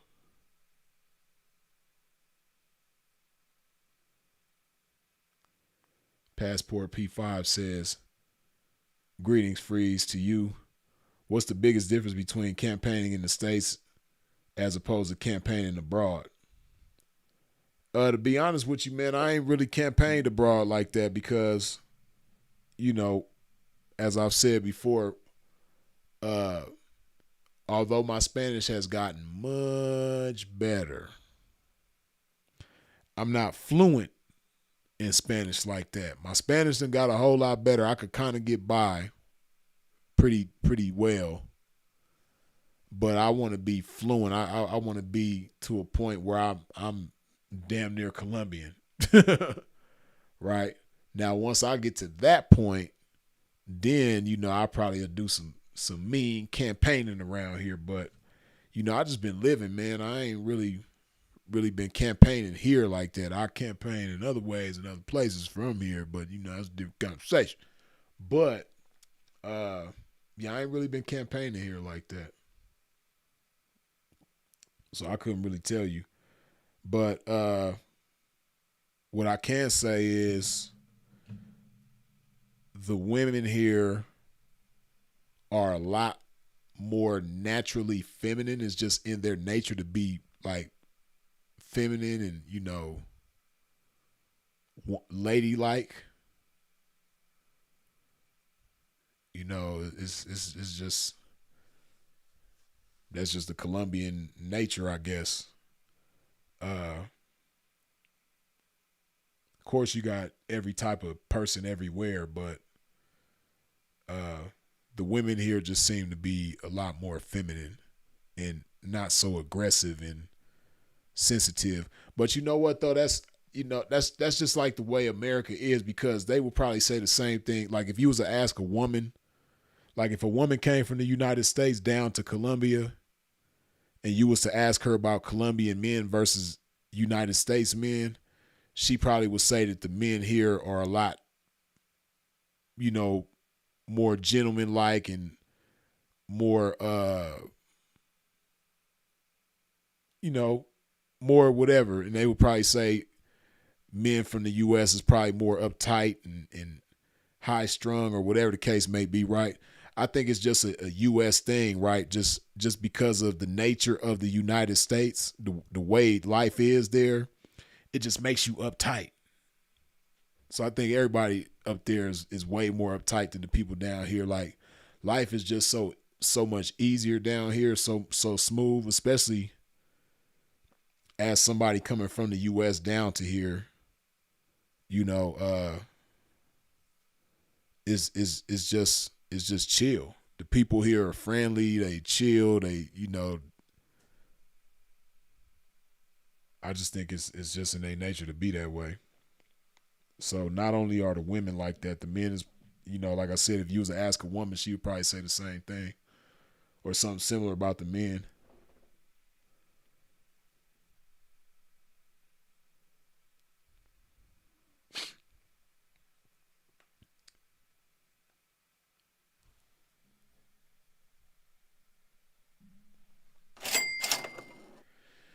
Eat books, good looking with the $2 holla. He don't like East either. He called them dusty. Huh. Yeah, I mean that might be true too. He probably really don't like hip hop too much at all. He just, you know, built his career off of it and make money off of it. So that's why he fucks with it, but he might not even like hip hop like that. you know. He like Drake. We know that. We know he like Drake, but other than that, he might not really like, and Drake ain't even real. I wouldn't even consider Drake hip hop. Drake is he's more of a pop artist to me. Drake is in the and don't attack me, man, but that's just how I see it, man. When I think of Drake, I put him in the category of like Doja Cat, Miley Cyrus, you know what I mean? Like what's the other girl's name? Mandy Moore, people like that. That's where I put Drake, man. He like he like in that category, man. I don't really see him as like hip hop like that. You dig? NSYNC, Backstreet Boys, like that's the category Drake is in to me. You dig? I don't really see him as like hip hop.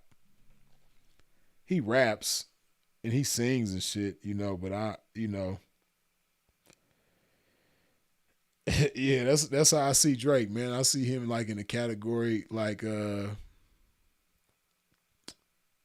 else is in that category, man? Man, I don't know. Christina Aguilera, you know what I mean? He like Britney Spears. Drake is like oh man, I know I ain't shit, man. But that's where Drake belongs to me, man. He's over there with those people. You dig? That's where I see Drake. Pink, people like that. You know what I mean? K Ward, what's up with it, man? Blessed to you, Freeze. Blessed to you as well. Yeah, he a pop star, man. Like Paul Young say, man. That's how I see Drake. He's a pop star.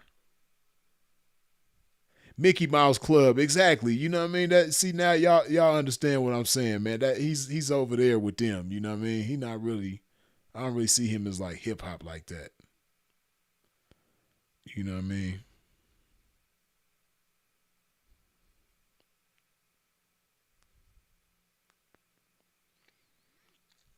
Bruno Mars, The Weeknd, and Drake. See, y'all probably will laugh at me, man, but I think Bruno Mars and The Weeknd, I think they more hip hop than Drake. I don't know, man. I just can't put him in the hip hop world, man. He don't have no place. I don't know. I just don't see him like that, man. I don't know. And I'm not a Drake hater, you know what I mean? He got some good songs and stuff like that. But I just don't see him as hip hop though.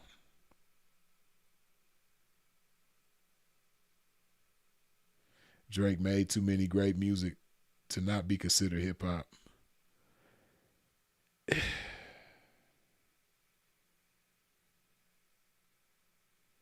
I don't know, man. See, like,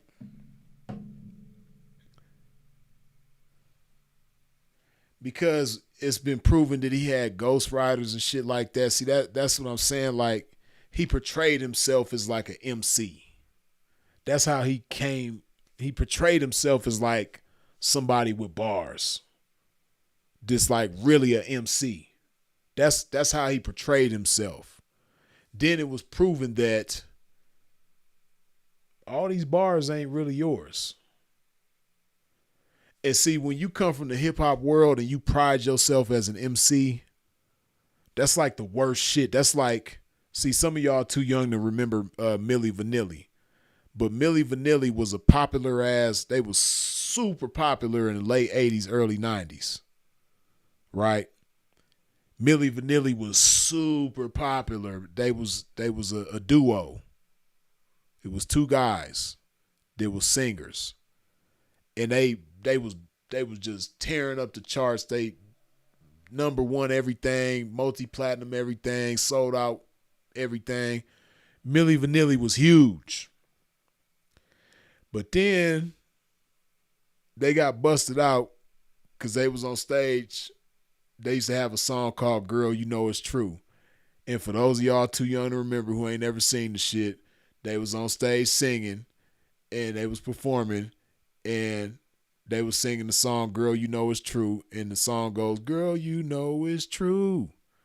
Ooh, ooh, ooh, I love you. And they was up there doing their thing and the record started skipping.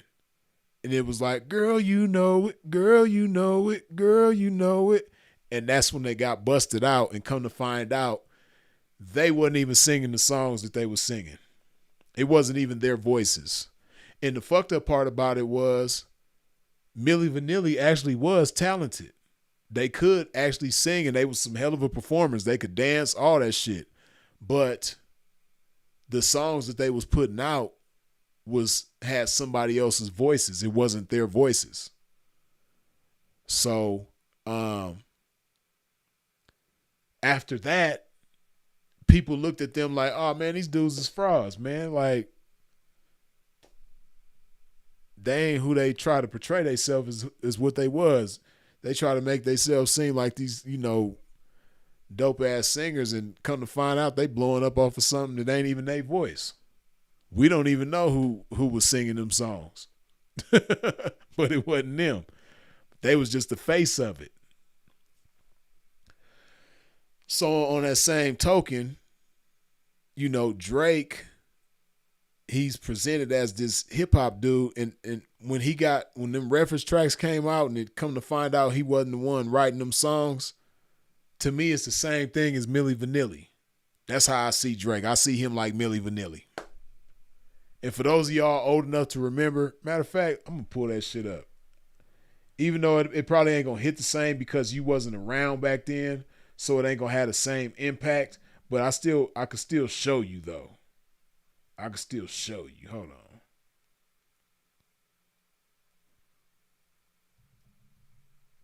I could still show you.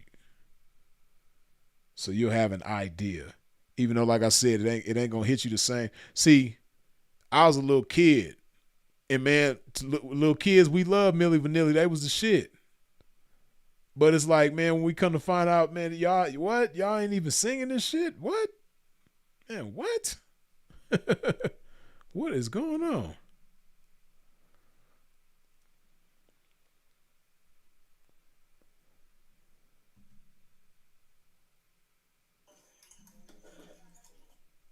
Hold on.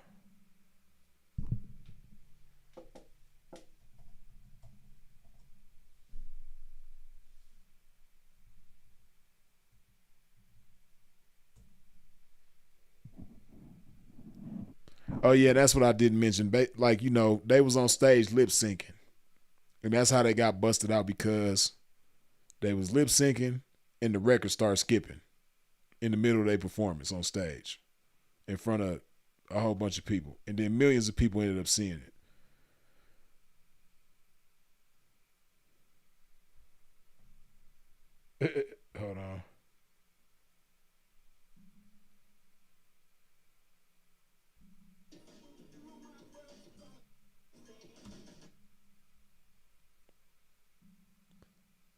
said, "Girl, you know it. Girl, you know it."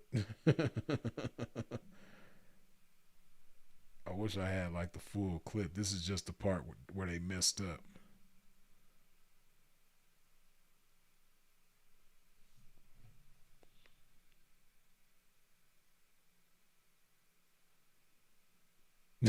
Arsenio Hall, clown Milli Vanilli. Ooh, ooh, ooh, you are through. See, this is what I'm talking about right here. Hold on, here we go. I hope YouTube don't act stupid about this. I'll challenge it later. So whatever the case, here we go. Through my world, you gotta understand.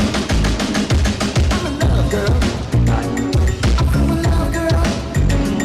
I'm just a love girl. And this is true. Girl, you know this. Girl, you know this. Girl, you know this. Girl, you know this. Girl, you know this. Girl, you know this. Girl, you know this. Girl, you know. That man ran off the stage. Did you see that? Hold on. That man ran off the stage. And they was still dancing. They was, girl, you know it. Girl, you know it. That man ran off the stage, man. Damn.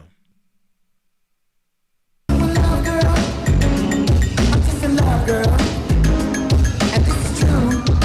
Girl, you know this. Girl, you know this. Girl, you know this. Girl, you know this. Girl, you know this. Girl, you know this. Girl, you know this. Girl, you know. Damn, man, that's cold-blooded, man.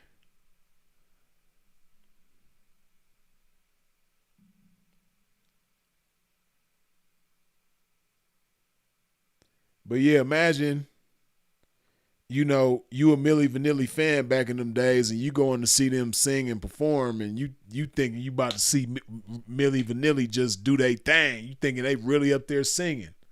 Then the record starts skipping, and you come to realize, damn, they ain't even singing? Bogus. So that's how I look at Drake, man. Drake is like Milli Vanilli to me, man. Milli Vanilli. Wiggy Will said, dude said I'm out. He put his jacket on and ran off the stage, man. That's cold-blooded. And see, you know, back in them days as a kid, I didn't really understand. But now as a grown man and just looking at things from other people's perspectives, I know that had to be fucked up for them. Because, you know, I seen the interview because one of them ended up passing away. But I seen the interview with the other one when he was on Vlad TV, back when I used to watch Vlad TV. And when he was telling the story and I was able to understand their perspective, I was like, damn, that's fucked up. Because they was really talented. Like, I guess, I don't know, maybe the label didn't like their voices or something like that. I don't know. But they could, from what to my understanding, they both could really sing. And they obviously can dance. So they was good performers and shit like that. But for some reason, the labels didn't want to hear them sing. They like, man, y'all marketable. Y'all not no bad looking dudes. You know, chicks is gonna love you, and y'all could dance, so people gonna be entertained by you. We just don't want your voice. We want your look. We want your dancing, but we don't want your voice. So I can imagine, man, that shit was fucked up for them. You know.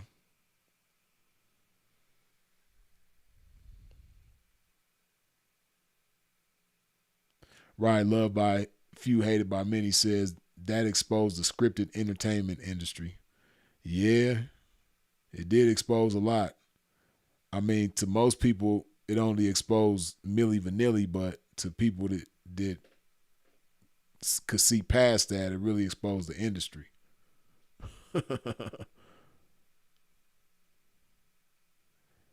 He went. Ape Energy said he went back there cussing shit out.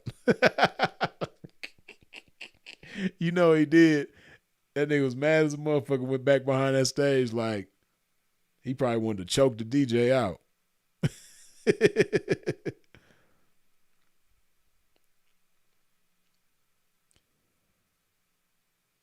Sanov says, a black American YouTuber told me manly is not street life. Manly is dressing up with a suit and tie like the Temptations. No lies told. Uh, being manly is beyond all of that. It's beyond how you dress. Is beyond being in the street life. You know, manhood goes deeper than all that. Because a sucker could put on a suit and a sucker could be in the streets living the street life. But what type of man are you under all of that? What type of man are you under the suit, under the lifestyle? You know, that's what really matters. So you can't let the appearance be the interference, man.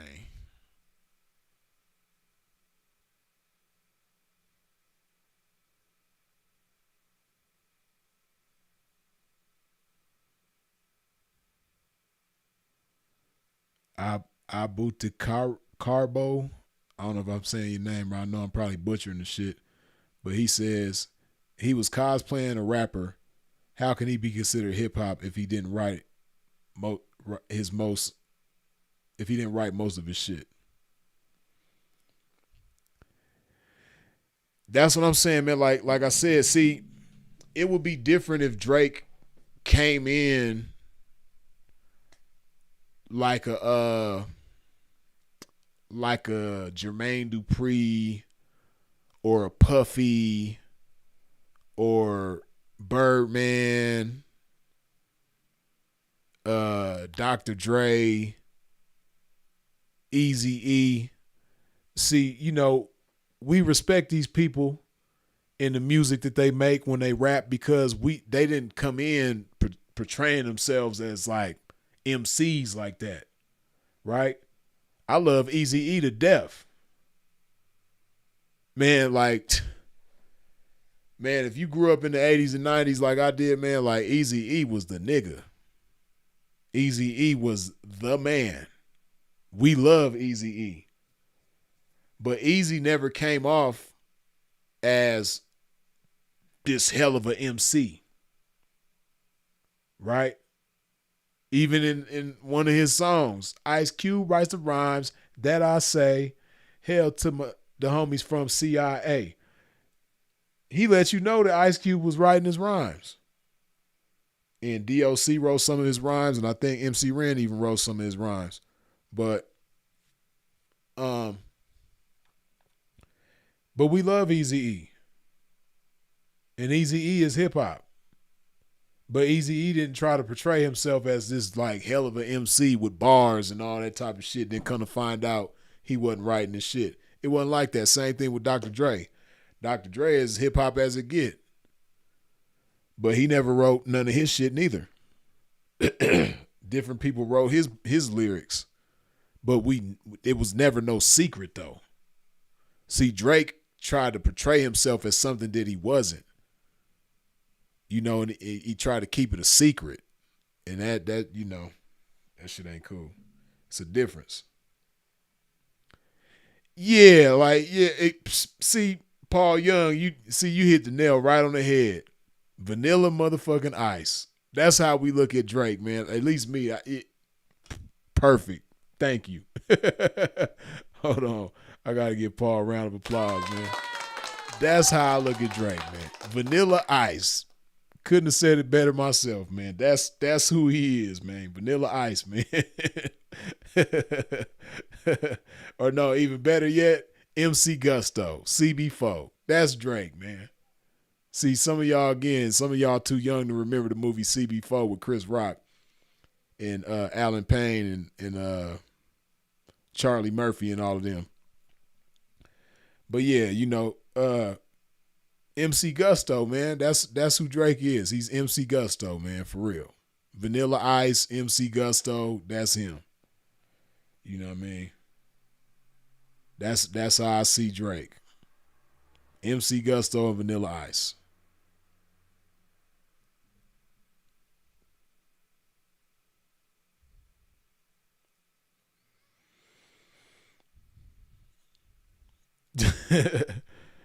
Weird Al Yankovic.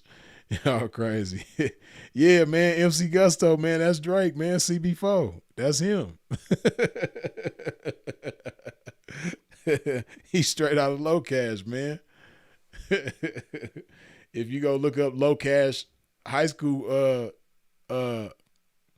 what's that shit called? Yearbook. If you go look up the Low Cash yearbook, man, you gonna see Drake on there looking corny as hell.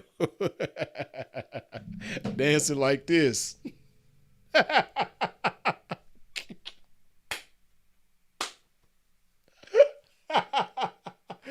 Oh man.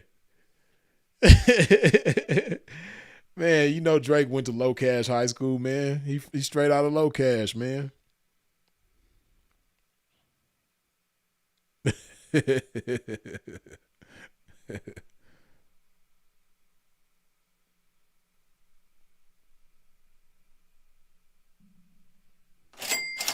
Eat Books, good looking again with the $2 holla. Who's more MC Gusto, Drake or Rick Ross? That's a tough one. But see, at least Rick Ross write his own lyrics, though. You know what I mean?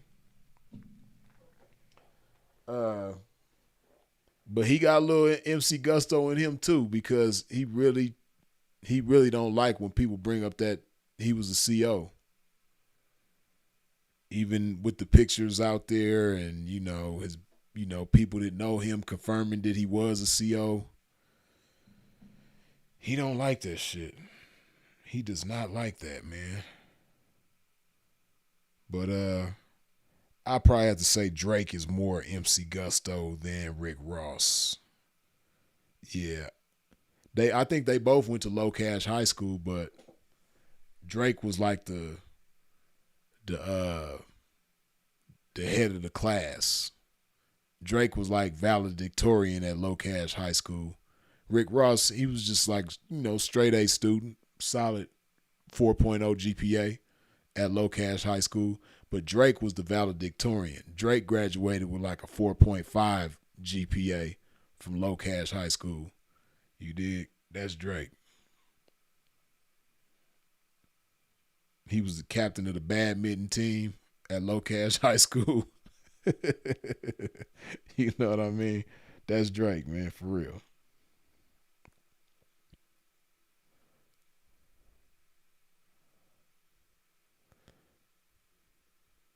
J Hud, what's up with it, man? I see you.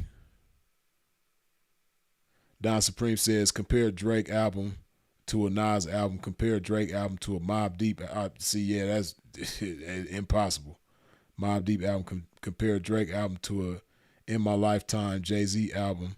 There's no comparison. The man is a pop star that makes rap songs. That's exactly what it is. He's a pop star that makes rap songs. That's like who's another example of that? A pop star that makes rap songs. I'm trying to think of another example of that.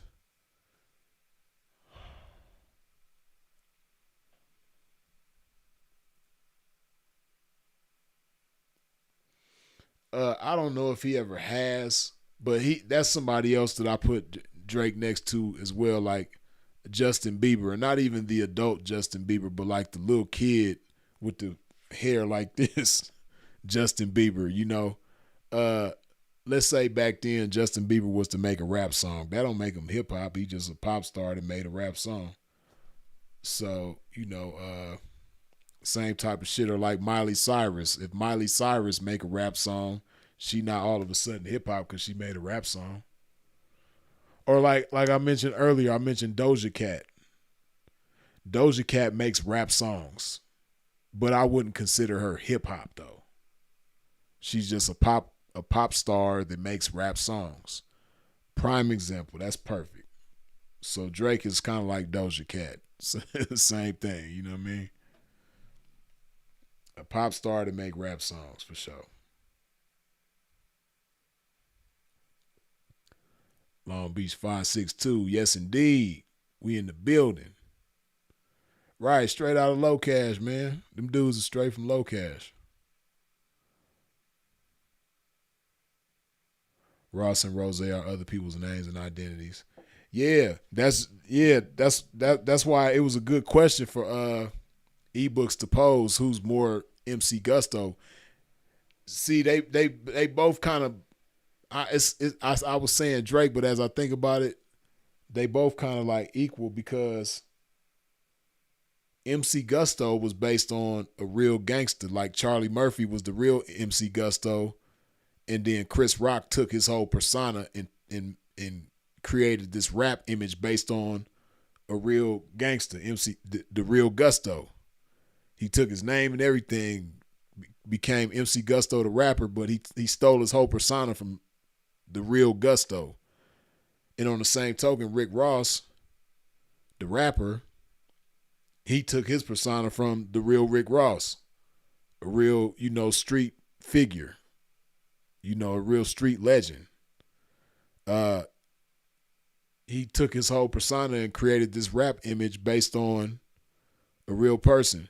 And it's funny because I remember hearing Rick Ross tell the story, the real Rick Ross tell the story, like when he first heard of him, he thought that he just so happened to have the same name as him, and then he came to find out that wasn't his real name and that he took the name from him. See, when he first came out, because I had heard of Rick Ross before, but before he was Rick Ross, when he was Teflon Don, I knew of him back then, like in the early 2000s. But when he came out as Rick Ross, I didn't even know that was the same person. I put it together later on that Rick Ross was the Teflon Don. But when he first came out as Rick Ross, I thought that was his name as well. Like Keith Murray, that's his name. Obi Trice, that's his name. You got certain rappers that rap with their name. I thought that Rick Ross was his name. Then come to find out, he took it from Freeway Ricky Ross. That's where he got his name from, and stole not just the name, but the persona as well as this, drug trafficker and all this shit. So yeah, he got a lot of MC Gusto in him too, man. That's why it's kind of hard to say who's more Gusto between Drake and Ross.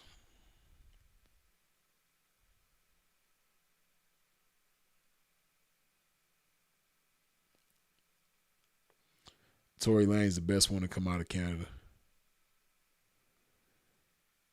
Yeah, Tory Lanez is dope.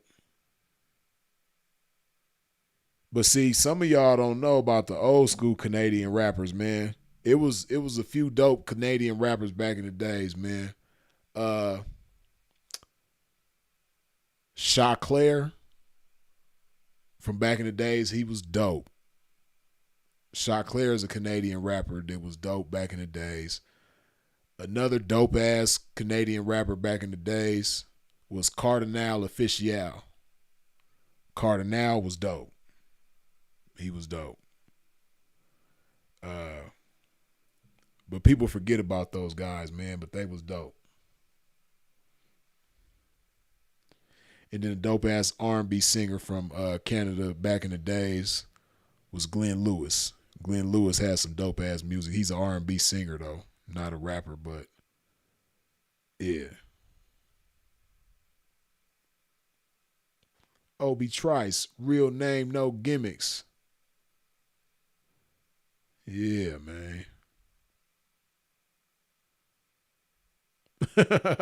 Informer song from Canada. You talking about the white boy Snow. Hey, man, I got to watch that shit now, man. We got to watch. Hold on. See, when you said the Informer song, man, I got to. Jim Carrey is a motherfucking dumbass, man. We got to watch that shit now. Hold on, man.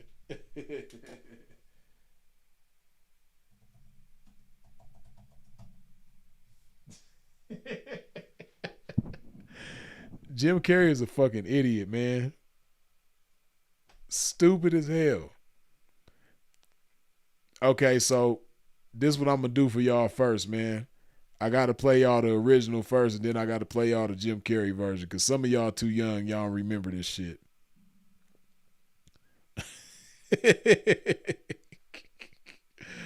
Oh, they stupid as hell, man. Living Color was the shit, man. They should have, man. Yeah, and Living Color, man. They hated on the Living Color, man. Living Color should still be going on, man. Hold on. Hold on. Oh, shit, hold on. Stupid as hell.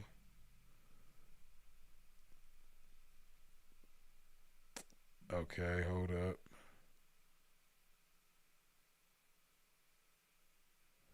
Damn, how did I do that last time? I forgot how. Oh, wait.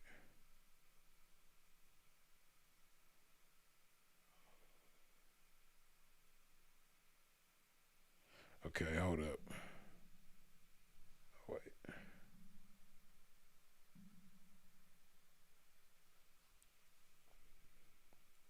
Hold up.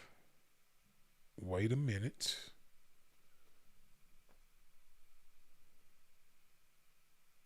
Let's see. I'll figure that out later. Okay, so this is the original.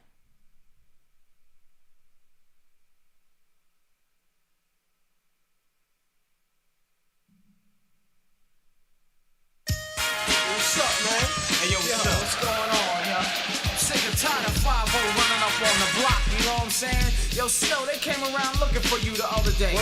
Word, bust it. Informer, you know, say that I'm a snowman, I go blam. I like you bum bum down. Take the man that say that I'm a snowman, stab somebody down the lane. I like you bum bum down. Informer, you know, say that I'm a snowman, I go blam. I like you bum bum down. Take the man that say that I'm a snowman, stab somebody down the lane. I like you bum bum down. These are them gonna come in and they blow down my door. Rain it come part through my window, so they put me in the back the car at the station. From that point on, I reached my destination. Where the destination region out of east detention. Where I look down my pants, look up my bottom. So informer, you know, say that I'm a snowman, I go glam. I like it boom boom down. Okay, so now you have an idea of the original, right? Now let's play Jim Carrey's version. Hold on.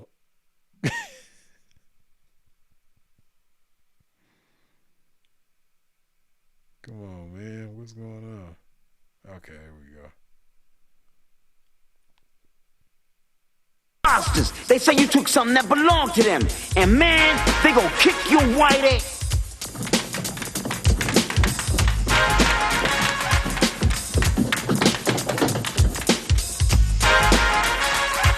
Imposter, I'm just a middle-class worker from Toronto. In spite of how I sound, single one platinum bigger than Marley and Jimmy and Yellowman, but I'm not even mulatto. My reggae's watered down. Hear me on the radio, think I could not be blacker, but on my video, you see I'm really a cracker. Pretending I was a Rasta since I was in jammies. I should pay my face and start belting out Mary. You can criticize me all the way to the bank. My single #1 and Shabba don't rank. Time wanna kick Dicey off the label for this in the cops. They said it just ain't right. But when a Caucasian man records a carpeting song, they don't have a problem. Must be an oversight. All the Jamaicans think I gave them a bum scare, but everything I know I learned from an auctioneer. The bidding will start at 7 for this here go gang. 8 do I hear 8, 9, who'll give me 10? I got 10 going once, going twice sold. I can spout gibberish and it'll go gold. I am what I am and that's all that I am. A skitty button dip up the bow. Day-o, day-o, bizade, bizade, bizade, bizade, bizade, oh. I rap in your songs with the best of my ability. You need a black man to increase your credibility. When put on the spot, I side with the rosters, cause Sean ain't down with no imposter. Imposter, like Vanilla Ice, the people are sick of me. They put my boom boom down in 4 months. My brother'll be back in Canada working a day job with a burger crown.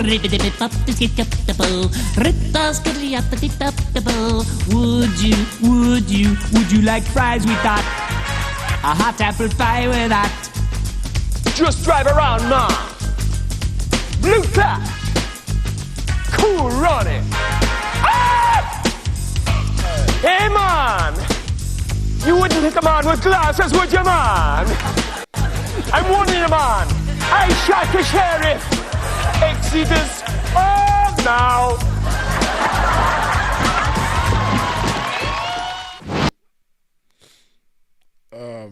Oh man, hold on. I forgot that fool did Vanilla Ice too, man. Hey, Jim Carrey is a fucking dumbass, man. That motherfucker came with the Popeye shit. Stupid as hell. Oh shit, hold on. I gotta see the Vanilla Ice one now, man. It was right there. Where'd it go, man? Damn, hold on. Maybe I can skip next. Can I? Hold on. Oh, I don't have the skip option. Hold on. Let me see.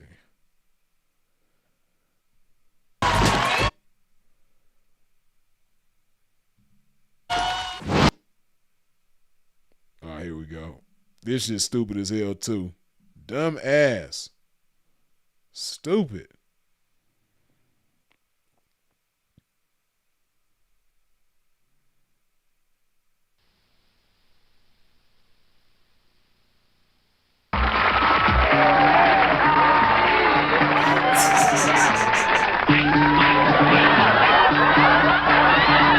Yo, VIP, let's kick it.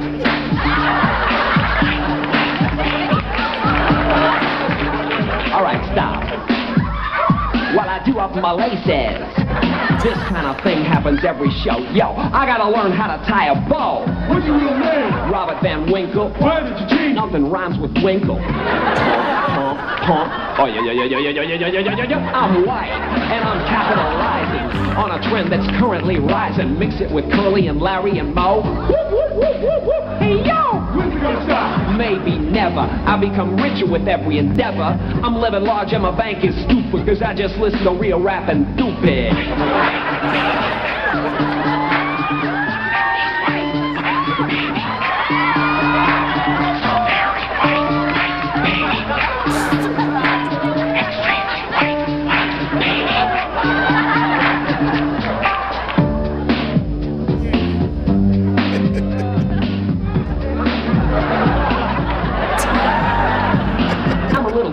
Short and stout. Work it out.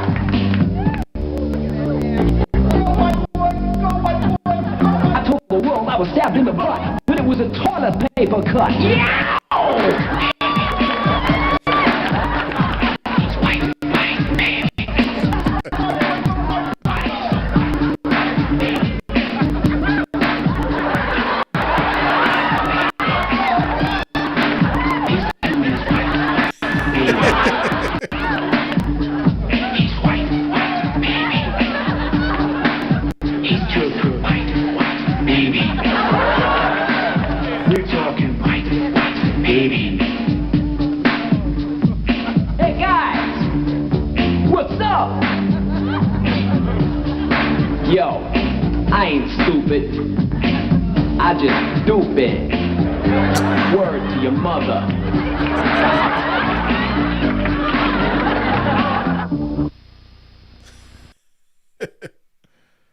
Dumb as hell, man.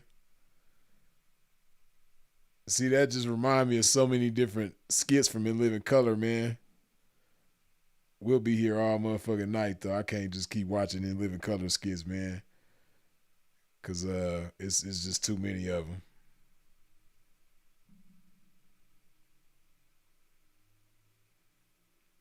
But yeah, Jim Carrey, boy, was funny as hell. The whole In Living Color, man.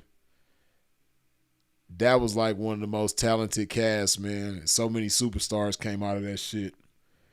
But yeah, In Living Color was funny as hell, man. See, that's when the world wasn't so damn sensitive. That's why that's why I really like what Drewski be doing, man. Cause Drewski, he don't bar none. He be on everybody's head, man.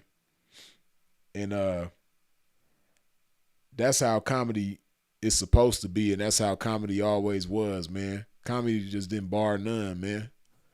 And I like the fact that Drewski just ain't afraid to just do what the fuck he want to do. when it comes to the comedy shit. Because everybody be so damn uptight. Living Color and Mad TV. Yeah, Mad TV was funny too. But in Living Color, man, stupid as hell.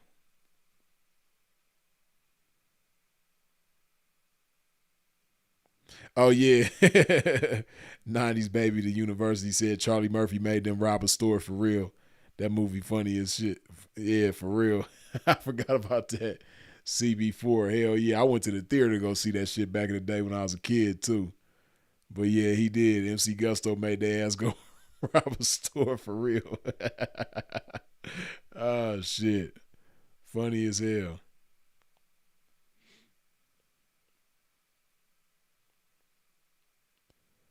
Remember the brother was in jail and used words wrong and try to try to have an extensive vocabulary. That used to have my mom rolling. Yeah, that shit used to be funny as hell, man. You talking about Damon Wayans when he said something, he was supposed to be saying clairvoyant, but he said Claire Huxtable.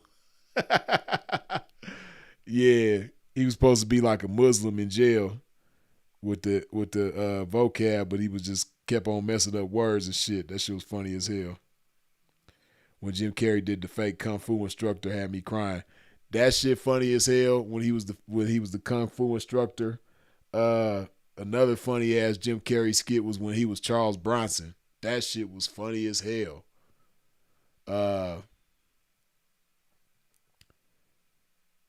Damon Wayans as the bum. That shit was funny as hell. It's a whole bunch, man. Motherfucker be here all night talking about In Living Color. Too damn funny. I like when they made fun of Shabba Ranks. Yeah, that was Marlon Wayans. Marlon Wayans' dumbass was Shabba Ranks. That shit was funny as hell. Jamie Foxx when he had the dead dog Duke. That shit was funny as hell. What else? Oh, Jamie Foxx when he was Carl the Tooth Williams. That shit was funny as hell. Yeah, Living Color got too many damn funny ass skits. Right, Fire Marshal Bill. That was funny as hell. Handyman, that was funny as hell.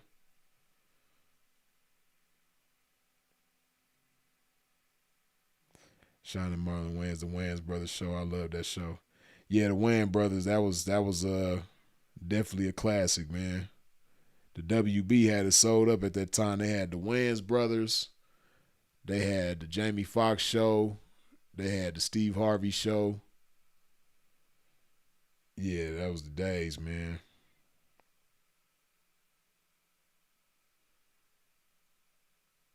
Candy Alexander would have made a nice season 304. That's funny. Hell yeah, though. With her lily ass. Damn, I forgot about that. Sharif Damon Wayans did Farrakhan in Star Trek. Hell yeah. I forgot all about that shit. Damn. You took me back with that one. That was funny as hell, too. Yeah, that whole cast, man. Living Color was the shit, man. You know, a lot of people used to try to compare Saturday Night Live, man, but to me, and Saturday Night Live was dope, too. They had some classics and shit like that. And do you know they turned Jim Carrey down? You know, before Jim Carrey went to In Living Color, he auditioned for Saturday Night Live, and they turned his ass down. That's crazy.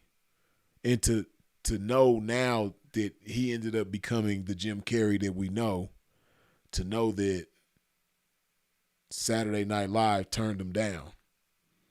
That's crazy. Yeah, but everything happened for a reason. It happened the way it was supposed to. He was supposed to be on In Living Color.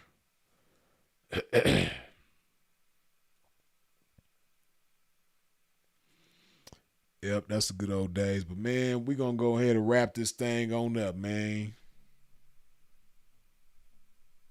if you ain't wiped your feet off at the door before you stepped into a pimp's domain, please wipe your feet off on the way out. You dig?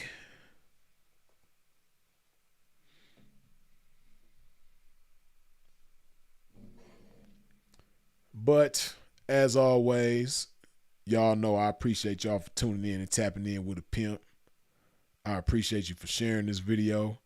I appreciate all the comments, questions, input, jokes, feedback, all that good stuff. I appreciate you subscribing. I appreciate you hitting the bell when you subscribe. I appreciate all the super chats, the cash apps, the PayPals. I appreciate your support in every which way that you comes with it, man. Y'all already know who it is and what it is. Freeze is it. If you out in traffic moving around, please do so in a safe fashion. And of course, as always, long live the incomparable Sinful to P. We out.